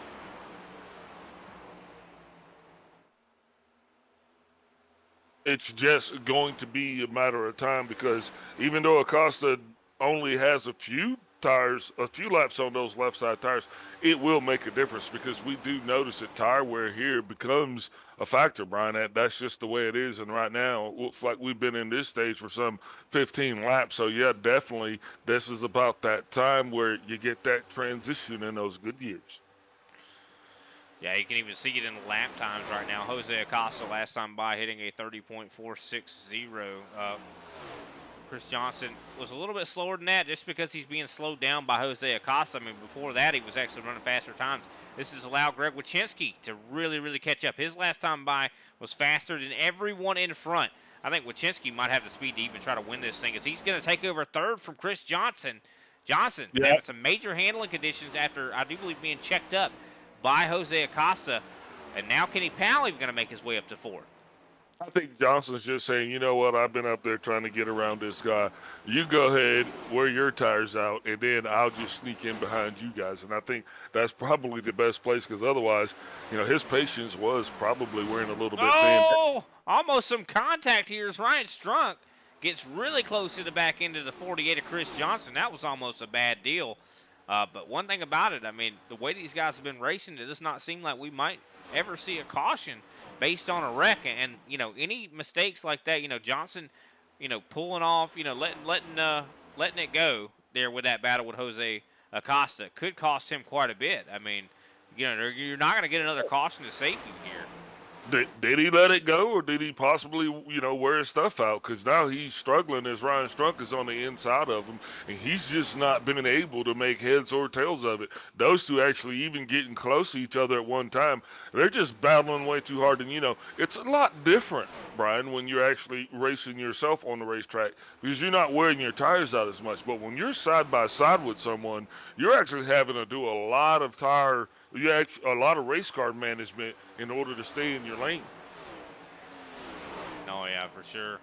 As Ryan Strunk is able to make that pass, he's now up to 5th place. So I think you might have hit the nail on the head. I do believe Chris Johnson burned his equipment up or something here, as Brian Johnson is actually under fire once again, as Jose Acosta is starting to catch back up here.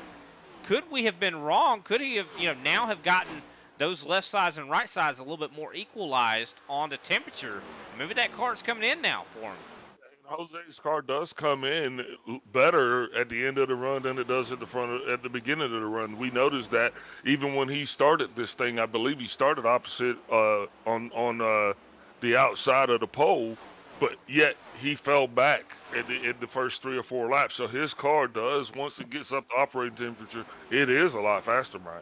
Ryan Strunk now challenging Kenny Powell. Oh, Kenny Powell almost touching the wall there. Huge fight going on right now for 4th place. Is Strunk. He looks like he's got the ability to maybe make that pass happen, but Kenny Powell been known all night to be able to run that high side very well, but looks like Strunk is not, or is going to be able to make that pass happen. Now Chris Johnson trying to move his way back up into the top 5.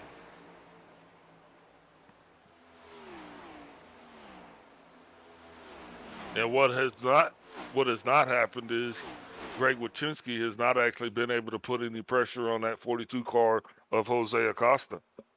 Yeah, maybe even Greg Wyszynski was burning his equipment up, or he still has some very fast times. I mean, he is running top 3 times right now. I mean, he definitely looks like he's right where he needs to be, but not exactly leader material right now. But Brian Johnson definitely starting to pull away a little bit here on Jose Acosta. Was a few hundredths faster that last time by. Of course, that clean air, the longer these guys go, the more that clean air is going to come into play here. As we're now 22 laps into this run, these guys have fallen off about 8/10, since the green flag flew at the end of stage 3.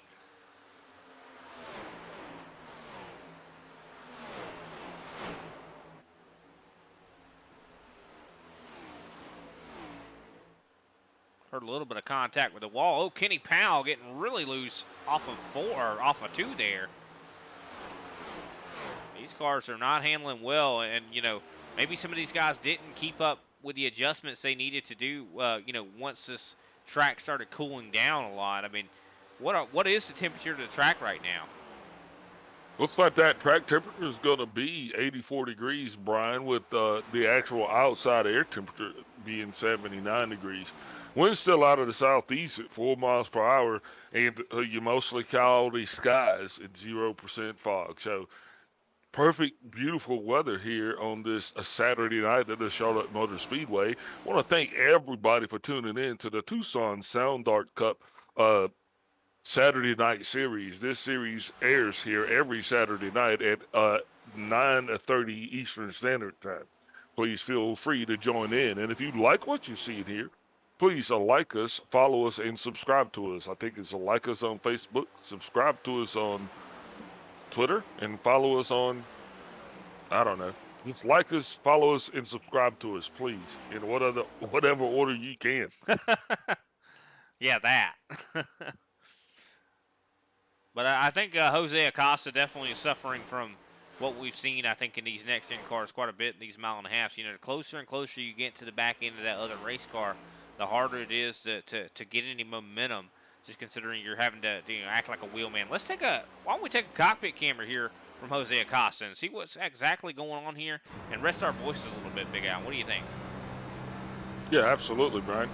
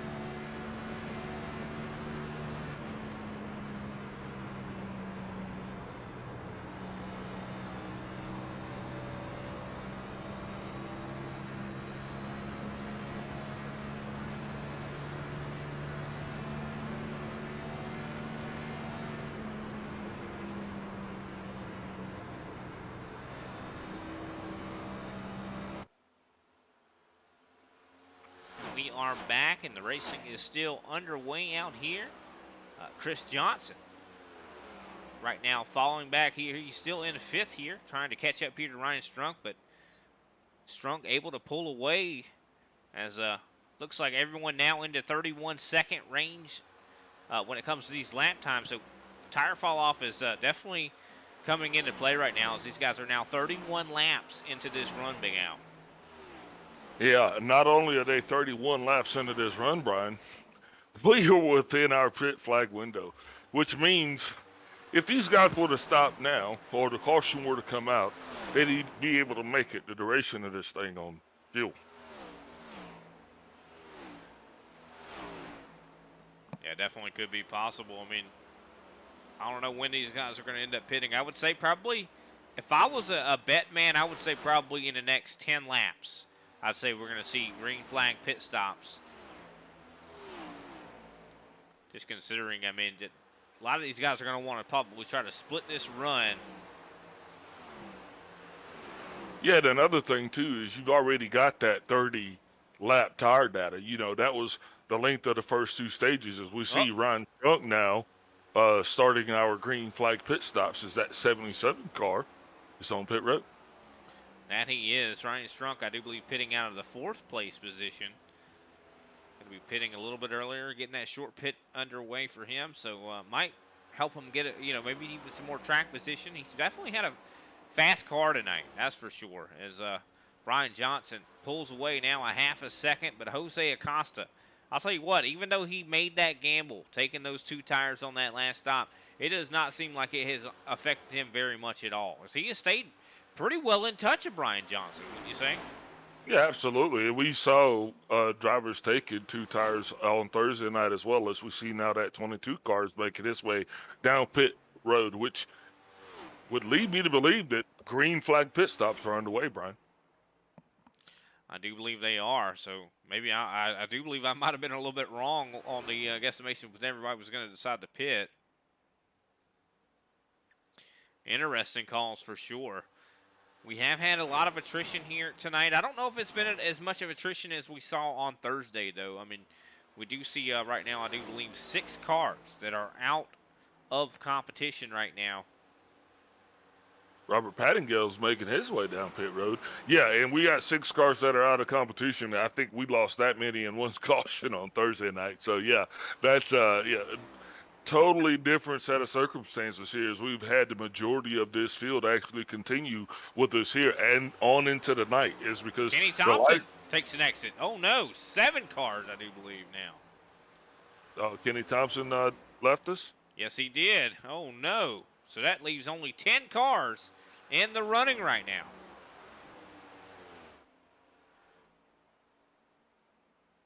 That is just terrible there to see that. Maybe it just the damage just got too much for him to bear. Oh, you're going to have that on those big jobs. That you will. Kenny Powell now making his way down pit road in that 24 gas and go Camry. Now 160 laps into this event. I mean, I think that's probably a good time to pit if, I definitely think the rest of these guys are probably going to wait to, I think about probably. No Jose Acosta on pit road. Oh, wow. Like, I think Mr. that's kicking it off. That's definitely going to kick it off. Paul Olsen got a little squirrely there, but now he's also going to be coming down pit road. He was off the pace very early on. Not sure. Now Paul Olsen sideways. That could have been a caution. That could have brought out a caution. I don't believe it is going to, but he just got all kinds of sideways, almost slipped back onto the racetrack. Man, and also Chris Severa taking a pit trip down pit road here. A lot of front damage there on Chris Severa. And look at that. Here comes Brian Johnson. Greg Wachinski gets loose on entry.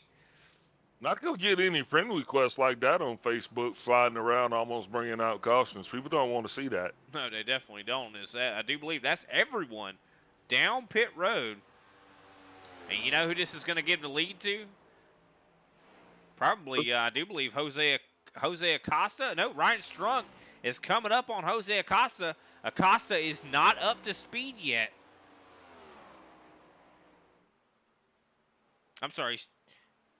Yeah, Acosta not up to speed yet. Strunk, I do believe, 1.6 seconds away from Acosta. I don't think he's going to be able to catch him, Close though. that gap.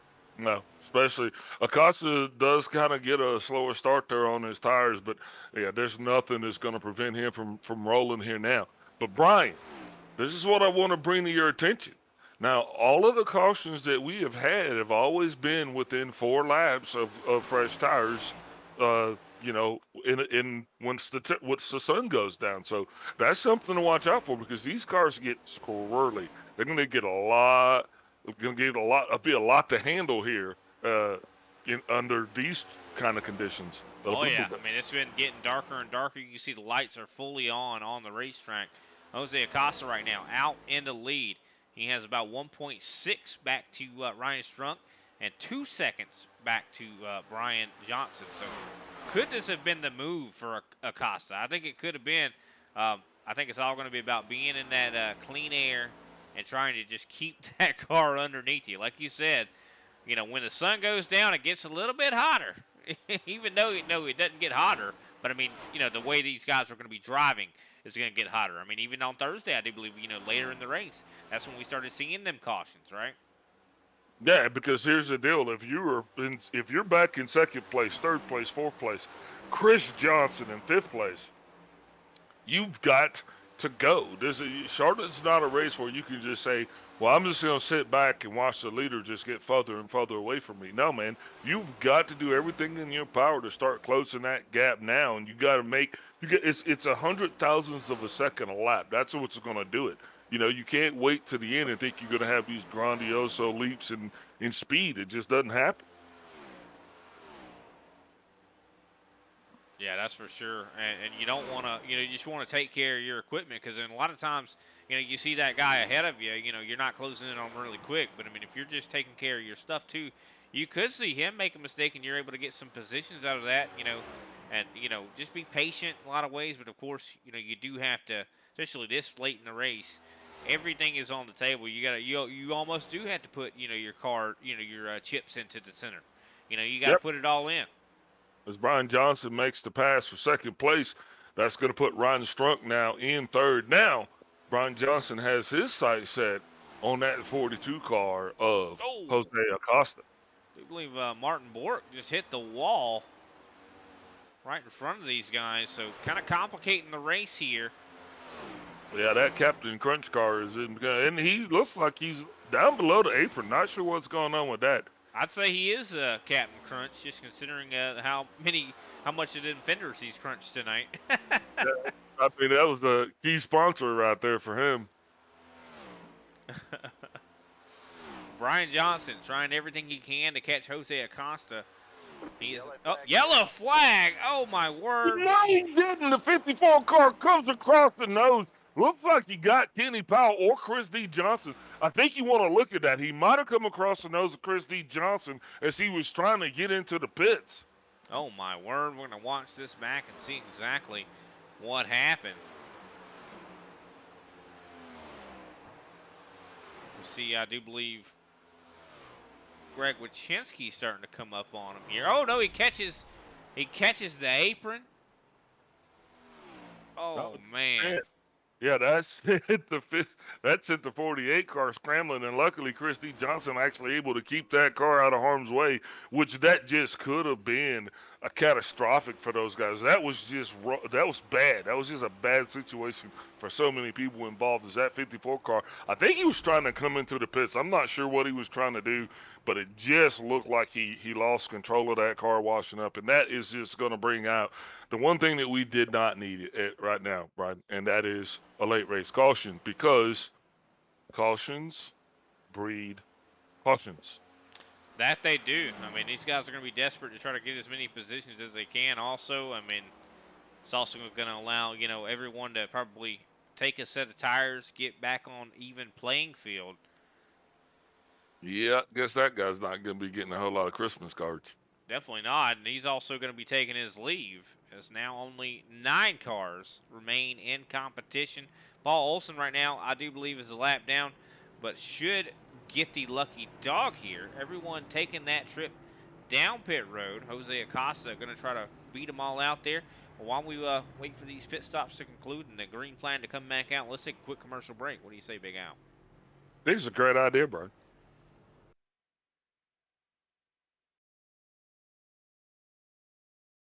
Your car is everything. Your taxi, your moving van, your baby. And for over 30 years, AutoZone has had the parts you can count on to keep it going. But parts are just part of what we do. We're part buddy, part mentor, part of the American way of doing things. So whether you're Mr. DIY or a master mechanic, AutoZone has your back. Parts are just part of what we do. Get in the zone. AutoZone.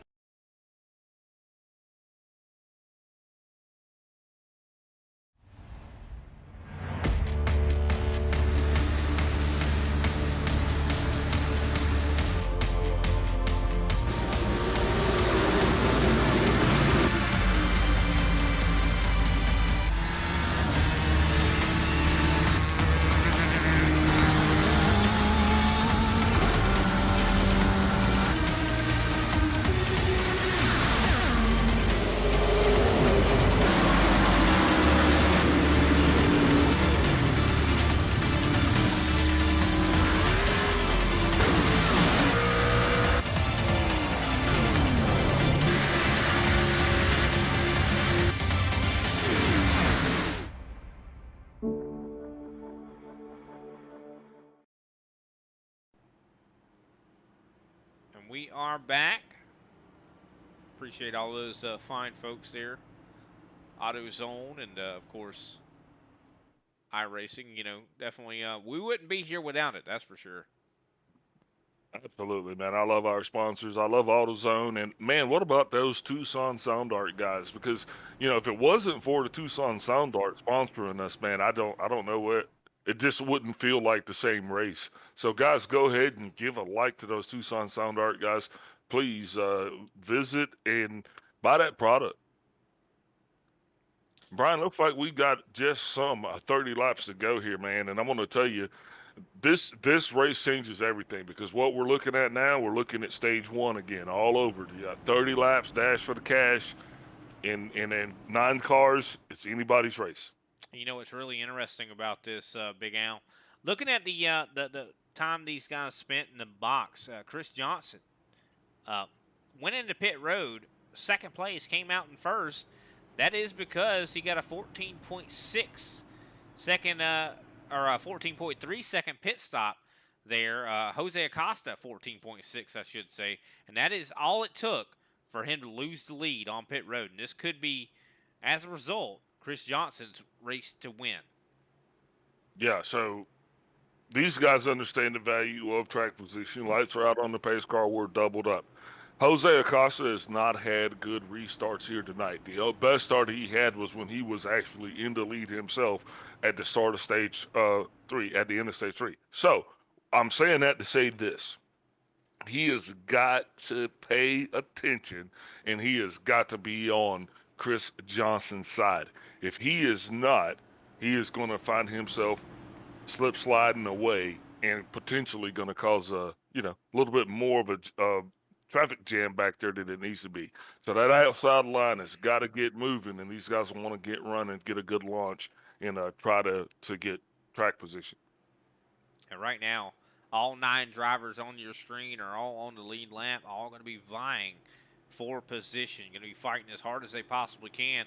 This is going to look like a lot like stage 1, I'd say, just considering, we're going to have, I do believe, if I'm not mistaken, not even 28 laps to go. And you're going to have Brian Johnson on the outside. He's going to be behind Jose Acosta. So that's what we're going to be looking for on this restart, to see how that launch works and if Acosta can get off to a good start or not.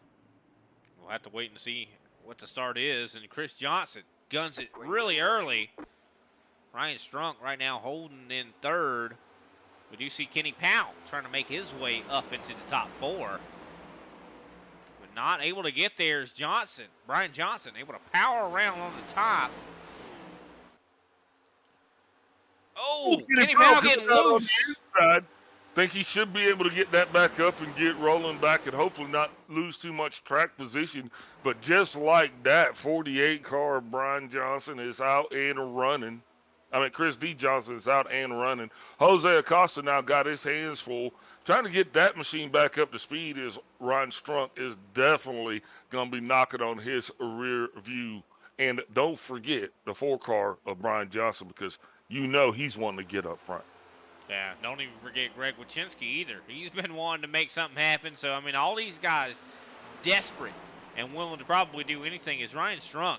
He has been putting a lot of pressure on Jose Acosta, but I think that's something you've even mentioned a couple times in this race, about how, Jose doesn't fire off well in the start, but he's going to be the one that you're going to be looking at later in the run. Yeah, absolutely. Because it takes him his car is stronger once he's at about 17 laps on his tires. And that's going to put us smooth at about 10 to go. Greg Wychinski starting to put a lot of pressure here on, I do believe, Brian Johnson. Johnson, of course, was another one that had a really, really, really good long run car. And it looks like he's going to try to surge around on the top. Strunk starting to slow him down a little bit.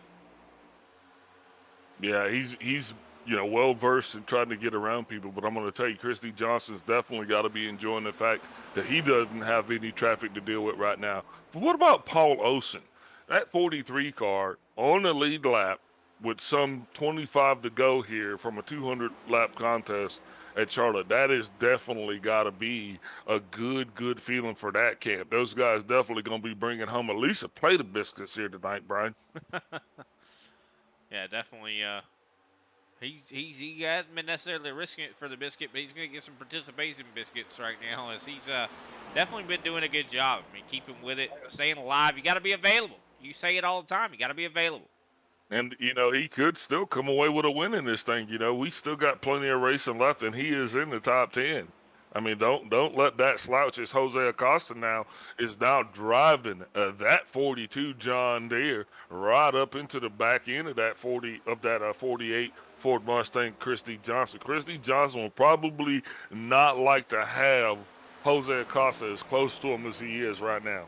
Oh, he definitely doesn't here, as we do have some side-by-side battling going on for the third place. Ryan Johnson powering right around Ryan Strunk. Strunk falling back even to fifth now as Greg Wychinski follows Brian Johnson right on through. Big battling going on. Jose Acosta right up there on Chris Johnson. I don't think Johnson has the best handling car right now. Has he been adjusting for this lower temperature? It is almost pitch black out there right now. We talked to him early on, Brian, and he was talking just about that, about how the handling characteristics of his Ford Mustang were not that great. And Jose Acosta almost got a run on him as Johnson did get a little loose there coming across that start-finish line on that last lap. Some big fighting here as the top four right there on each other. This is a very close line of cars that are all willing to do anything they can, as we're now going to be 20 laps to go. Here comes Acosta on the inside, going to try to make the pass happen. And Brian Johnson's going to come right behind him as Chris D. Johnson slides up the track. That car definitely becoming more of a handful for him. Now seeing if Greg Wychinski is actually going to be able to make the move as well. And he does close on the inside. Now here comes Ryan Strunk. Chris D. Johnson definitely getting left out to the outside. Not where he wants to be, Brian. I hope he can get that car under control and at least not cause a late race caution. Yeah, definitely is not something we want for sure. I do believe, Johnson just seems like once he lost that position to Jose or something happened there, maybe it was a bad adjustment. But Brian Johnson now side by side with Greg Wychinski trying to fight for second place. Huge battles going on right now. And I also want to say that Chris Severa spent some almost 50 seconds on pit road. And what that means is he was actually getting that 62 Ford back up to operating capacity. So now with him sitting smooth in fifth place, Brian, I think he did just that. Kenny Powell's behind him, and he is dialed in, trying to get around that 77 car of Ryan Strunk. Yeah, big battling going on right now. As Ryan Strunk kind of holding these guys up, but Strunk has definitely shown enough pace to definitely be a threat here tonight. But Maybe a poor adjustment on his end also is Jose Acosta. Now out to 0.3 of a second of lead right now. Side by side, Chris Severa and Kenny Powell. You know, they're not side by side because they want to be. They're side by side because they're trying to get around that 77 car of Brian Strunk. But he is just making that Chevrolet just too wide for either one of these two drivers to get around him. And that's got to be the probably a little source of tension there for at least that G&G camp. I'd be frustrated. I know that. I think that's exactly what they're doing. They're dealing with a lot of frustration right now, trying to get around him.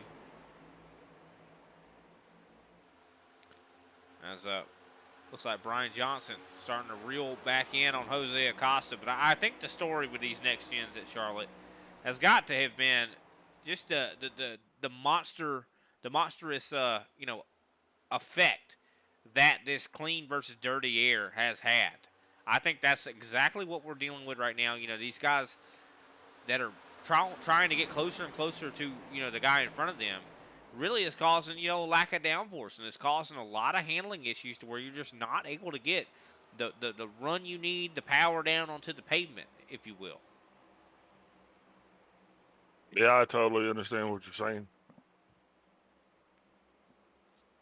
But, as this light air has actually started breathing into these intakes on these cars, Jose Acosta has actually put down the fastest lap of this competition. Brian, there on lap 175, he was actually able to break into the sub 30s, and that's pretty dang awesome here, taking Kenny Powell's name off the record. Yeah, that is crazy. That's the only lap that has been that fast here tonight. So I think you're right. I think this track has definitely sped up quite a bit as we see Acosta still out in control. And you said it. What was it? His first race here in the ISCA series, he was able to, win a race, right? Yeah, it was. I don't know if it was his first, but it was definitely within his first 3 races. Then he had a couple of bad weeks, not bad weeks, but just didn't have the best performances. Definitely didn't have any wins. But here tonight, he's coming. He's actually, he is putting on a pretty good performance. So his guys, his camp, they definitely have to be happy with what they're getting out of performance on these guys here tonight. And he's even led quite a few laps as well. That he has. The race has closed up a little bit, though, as Brian Johnson catches up to the back of that 42. But the closer he gets, the harder it becomes to make these passes happen as he goes to the top, try to get some of that clean air. But you can see, oh, wow, hitting that clean air just is almost a wall that takes away your handling. Greg Wychinski probably going to try to take advantage of this, as there has been a lot of splitting up here, a lot of spreading out. We do have some side-by-side battling going on, though, as Chris Johnson and Kenny Powell fighting side-by-side. Oh, Kenny Powell getting really loose on exit there. Able to keep that thing together as Robert Pattingale going to try to take advantage. Yeah, just like that, man. Greg Wychinski's actually closing the gap on that 4-car of Brian Johnson. Brian, he has actually been running pretty strong here. Definitely a stage 2 winner and having a car that I thought was definitely going to be one of the ones to beat here. But for whatever reason, it seems like as we come down to 10 to go, he's just not being able to find that pace that he was looking for, Brian. So I think that's going to cause him to have to lift a little bit. Now we're just going to see if Greg Wychinski is going to be able to walk down that 42 car of Jose Acosta. Yeah, I don't know. He's definitely running out of time as now we have 10 laps to go, soon to be 9 laps to go. Greg Wychinski starting to catch up here to Jose Acosta. He was going to make a very nice pass there on Brian Johnson. Very impressive.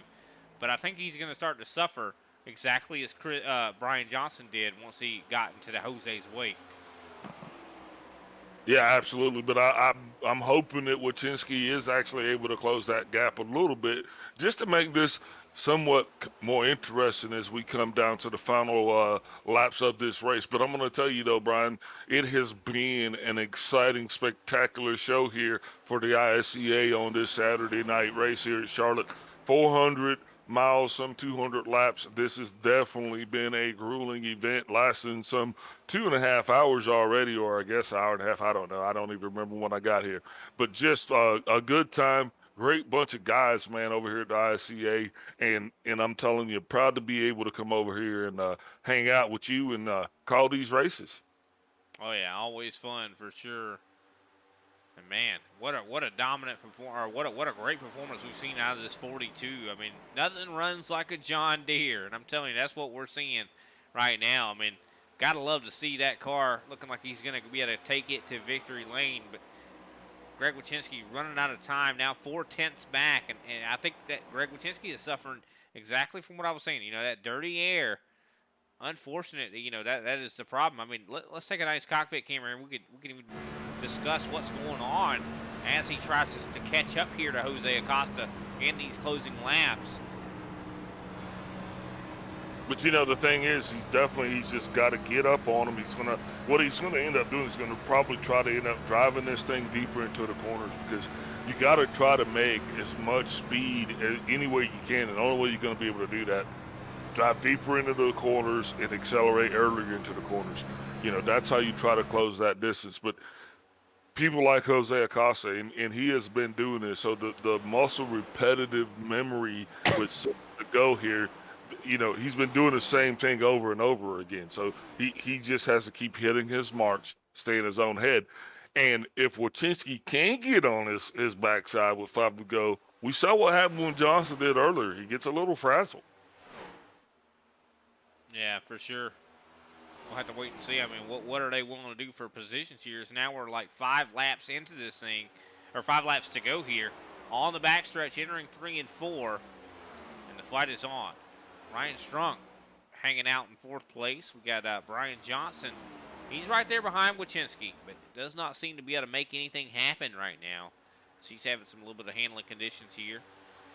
Chris Severa able to trying to hold off Chris Johnson, and I do believe he is doing a fine job at that. But I mean, looks like these guys definitely suffering from some tire wear. It's Chris Johnson, 35 laps on those tires. Kenny Powell under fire from Robert Pattingill, as now we have 4 to go. Big Al. The 4 to go, and right now the good news success story of the evening has got to be Greg Wychinski, because here's a guy who actually came out here tonight, you know, started 7th place. Now he's in 2nd. This is going to be his best finish, I think, since I've been with the ISCA on Saturday nights at least. Yeah, I definitely think this is definitely a great finish for him. You know, we've seen him struggle quite a bit here as of late for sure. I mean, he's had, you know, very, very shining moments, but, you know, nothing like this. I mean, a top 2. But can he hold on to it? Can Brian Johnson take this away from him? As I do believe now we're 2 laps to go. Going to be the white flag next time by. And Jose Acosta, he is out front, and he is secure. I don't think anybody has anything for this guy right now. He's made it, you know, he's made it to the end of this thing. He was available, and now he's going to take the white flag, Big Al. Yep, and I don't think anybody's angry at him, man. What a big win for this camp. Great showing these guys made coming out here tonight, starting in 2nd place, and actually being able to get up front and run up front. As he is going to bring this camp around here on this run, Brian, I think he will take the white flag. And I'm just saying that no one is going to be happier for him than him, because I mean, he knows what it took to get here, and I can't wait to get these guys up here in the booth and let them share a little bit of their struggles, or the journey, I guess you'd say, for this week, in order to be able to come here and compete, and not only be competitive but to be successful as well. And it looks like that is it. The results are official. Jose Acosta going to finish 1st place, winner here for the AutoZone 300. Greg Wychinski going to finish in 2nd place. Brian Johnson in 3rd. Ryan Strunk, 4th place. Chris Severa in 6th. Chris Johnson in 6th place. 7th place, Kenny Powell. 8th place, Robert Pattingale. 9th place, Paul Olson. 10th place, Martin Bork.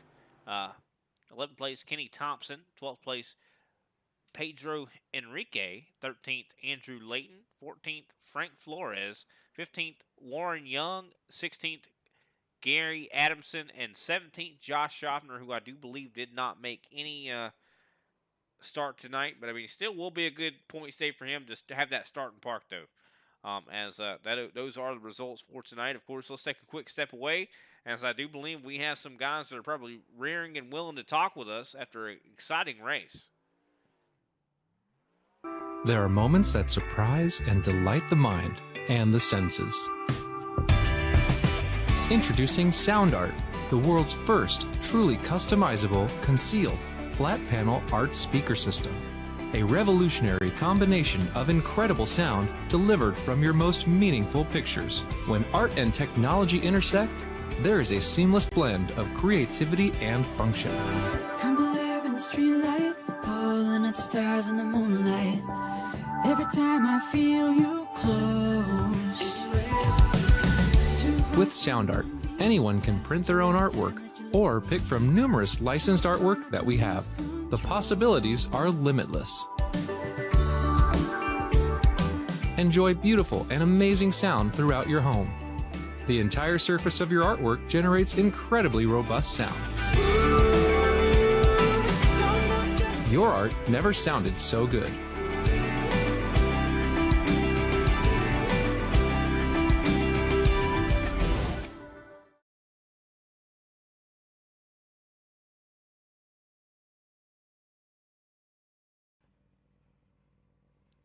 And we are back, and I do believe we are ready for the post-race show here tonight. And we do have Brian Johnson, our third-place finisher. Brian, I mean, we spoke with you after a Stage 2 victory, I do believe, and, man, you seemed like you had a lot of confidence. I mean, you were having a little bit of maybe some issues with how the car was handling, but, I mean, you definitely showed a lot of pace out there. What went into you having so much trouble there at the end? Yeah, overall I had a pretty good car. I just tightened it up a little bit too much there at the end. Once you get into dirty air, it's tough to make moves out there. I mean, Jose and Greg, they were super fast. So, whoever got clean air there at the end was going to win it. So Jose prevailed, and congrats to him. It definitely seemed like clean air was definitely the news story tonight. And is that something you think is very prevalent at some of these mile and a half with this next gen, or is that just something that's with Charlotte? Oh, absolutely. Clean air is still king. So.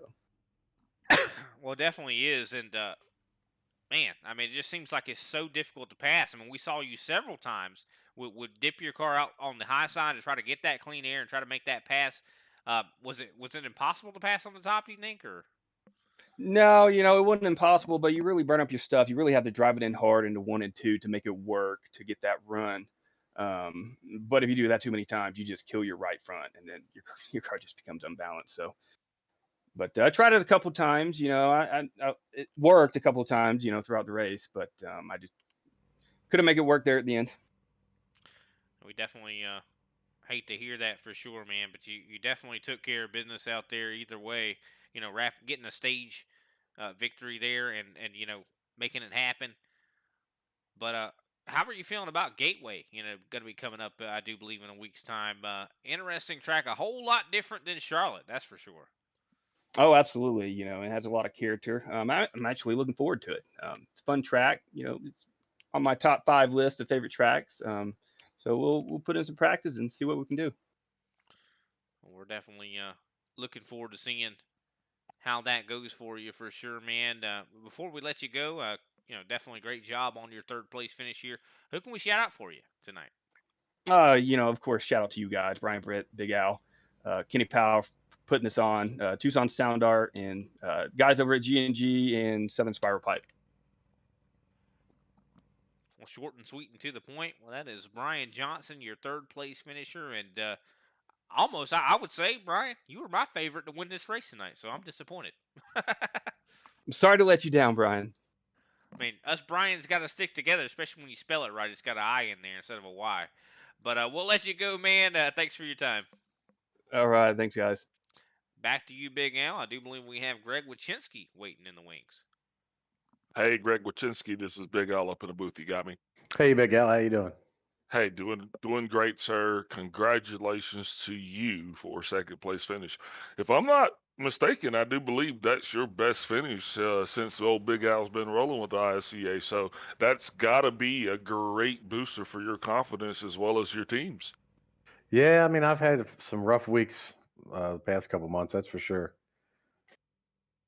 So what was the success? What was the key to success for you here tonight? I mean, are you just a huge fan of Charlotte, or you think you finally just got it figured out for us? No, I mean, I like Charlotte. I feel really bad for Josh Schaffner. I mean, the setup that I used was actually a setup that he worked on, and it's really good. And he had some internet issues or something. He was unable to race, but good setup he made. It was fast. My tires didn't burn up. I mean, I just stayed competitive. It was a good night. Yeah, so what we noticed and we started watching you as you were making your way through the field here, especially in that last stage. And when we had that last caution, just with some 30 laps to go, you actually put yourself one of the fastest cars on the track. So, what do you think the success was? The success was for that? Was your car actually handling a lot better under the cooler conditions? I mean, I just was able to just wrap the bottom of the racetrack, and I mean, I was just trying to run on that blue line, and it just seemed to work. Well, work it, deed, and did. And as we get ready to head on to the Gateway next week, I know you can't take anything from there to here, but are you excited about that track? This car here having the shift there. I mean, is that something that's going to keep you up at night, or are you just going to take it as any other track? I like Gateway. It's a fun track. I like shorter tracks like that where you have to, use brakes and whatnot. It'll be fun. I'm looking forward to it. Well, Roger that, and we're looking forward to seeing how well you do there. Before we let you go, though, is anybody you'd like to give a shout out to? Well, shout out to Jose. He had a fast car there at the end. Good job getting the win, and Brian taking third there. Um, Thanks to the ISCA and Kenny, you guys up in the booth, G&G Racing. That's about it. Tucson Well, Sound Art. Well, all right, sir. Thank you again for your time. Congratulations on a second place finish. I mean, and we look forward to seeing you again next week. Have a good night, sir. You guys take it easy. Alrighty, that was Greg Wachinski, our second place finisher here tonight. Next up is our winner, the 42, Jose Acosta. Had such a strong performance here tonight, man. I mean, you were second place for a lot of the night, and running up in the top three, top five. I mean, you definitely didn't ever falter. I think you might even had the cleanest car. How are you feeling, man? Getting this win. I mean, getting that clean air. It it feels great, man. I mean, right at the end, I was I was praying for not hitting the wall, and and basically I kept it up the wall, and I won, man. I'm excited. Well, you definitely should be, man. I mean, you took care of business out there, and Y- just excellent work. I mean, you really just put it together. You did exactly what you needed to do.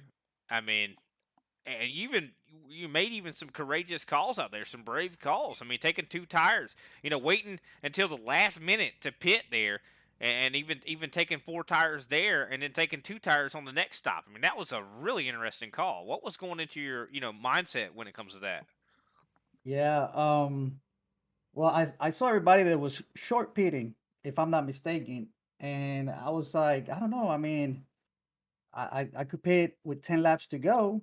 Yellow flag is gonna come out, and I'm gonna have like fresh tire if you think about it, right? So I don't know.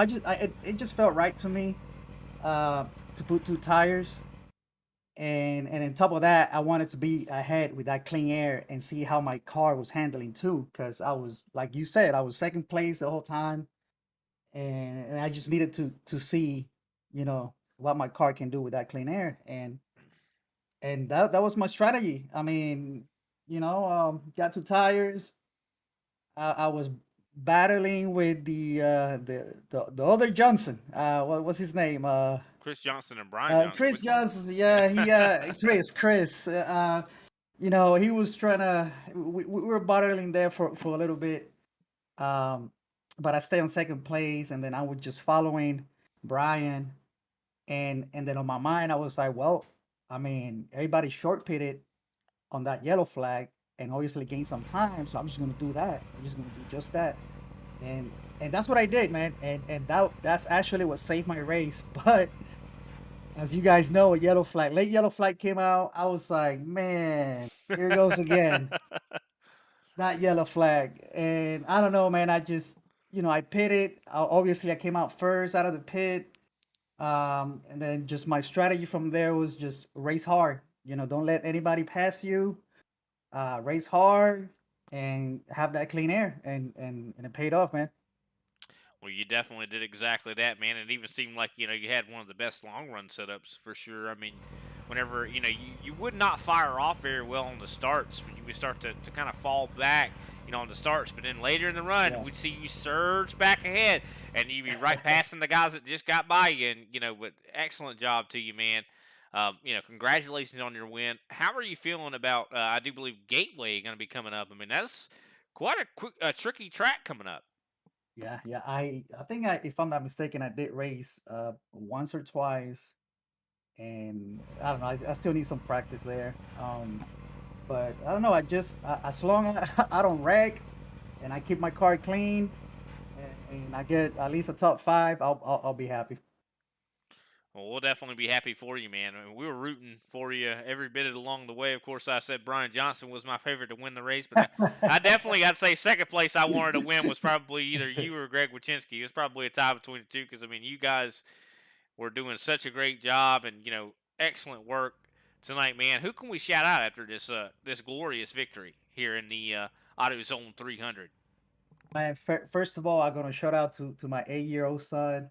I miss him a lot. I know he's watching the race, and I'm gonna see him this summer. And I'm happy that I'm winning this races, and he's actually watching the race, and seeing me in the victory lane. My mother's actually around too, watching the race. I miss her too. She's coming on the summer. She's gonna go come and visit me too. Um, and to you guys actually do a great broadcast. No, we And definitely. and to Greg and Brian for second and third place. Yeah, man, great job. I mean, getting all the love to see that your moms and your sons out there watching, and rooting you on. I mean, that almost would make me want to be better and be faster. And I think that's what we've seen tonight from you, man. Congratulations on your win, and we look forward to talking to you next week. Like, Well, with that, I do believe that about wraps it up here for tonight. Big Al, what are you thinking? What's the conclusion here for this race? I mean, man, I don't think we knew who was going to win the whole time. Unlike what we saw probably on Thursday when we saw Brandon Pasalacqua looked like he was going to win the whole time, and then Jeffrey Souza made a call to, that won him the race. I mean, this race looked totally different. Whoa, time out. I do recall I told you early on that Jose Acosta was going to win this thing. Did you? So Did you? yeah, absolutely. And I don't remember that. my mic wasn't working. That's not on me, Brian. We were having technical difficulties all over the place here tonight. But yeah, I think it was a great race, a great showing for the Tucson Sound Art Cup as well as the ISCA. And and if this race holds any indication of what next week's race is going to be like, man, I can't wait. Oh, I definitely can't wait myself. And make sure you tune in 9:30 p.m. Eastern Standard Time. We go live usually a little bit before that, but that is exactly when the race actually starts. We'll be running at Gateway on Thursday night, so make sure you look out for that, and also on Saturday. And make sure to like, subscribe, and follow. And appreciate everybody watching tonight, and everyone have a wonderful night themselves.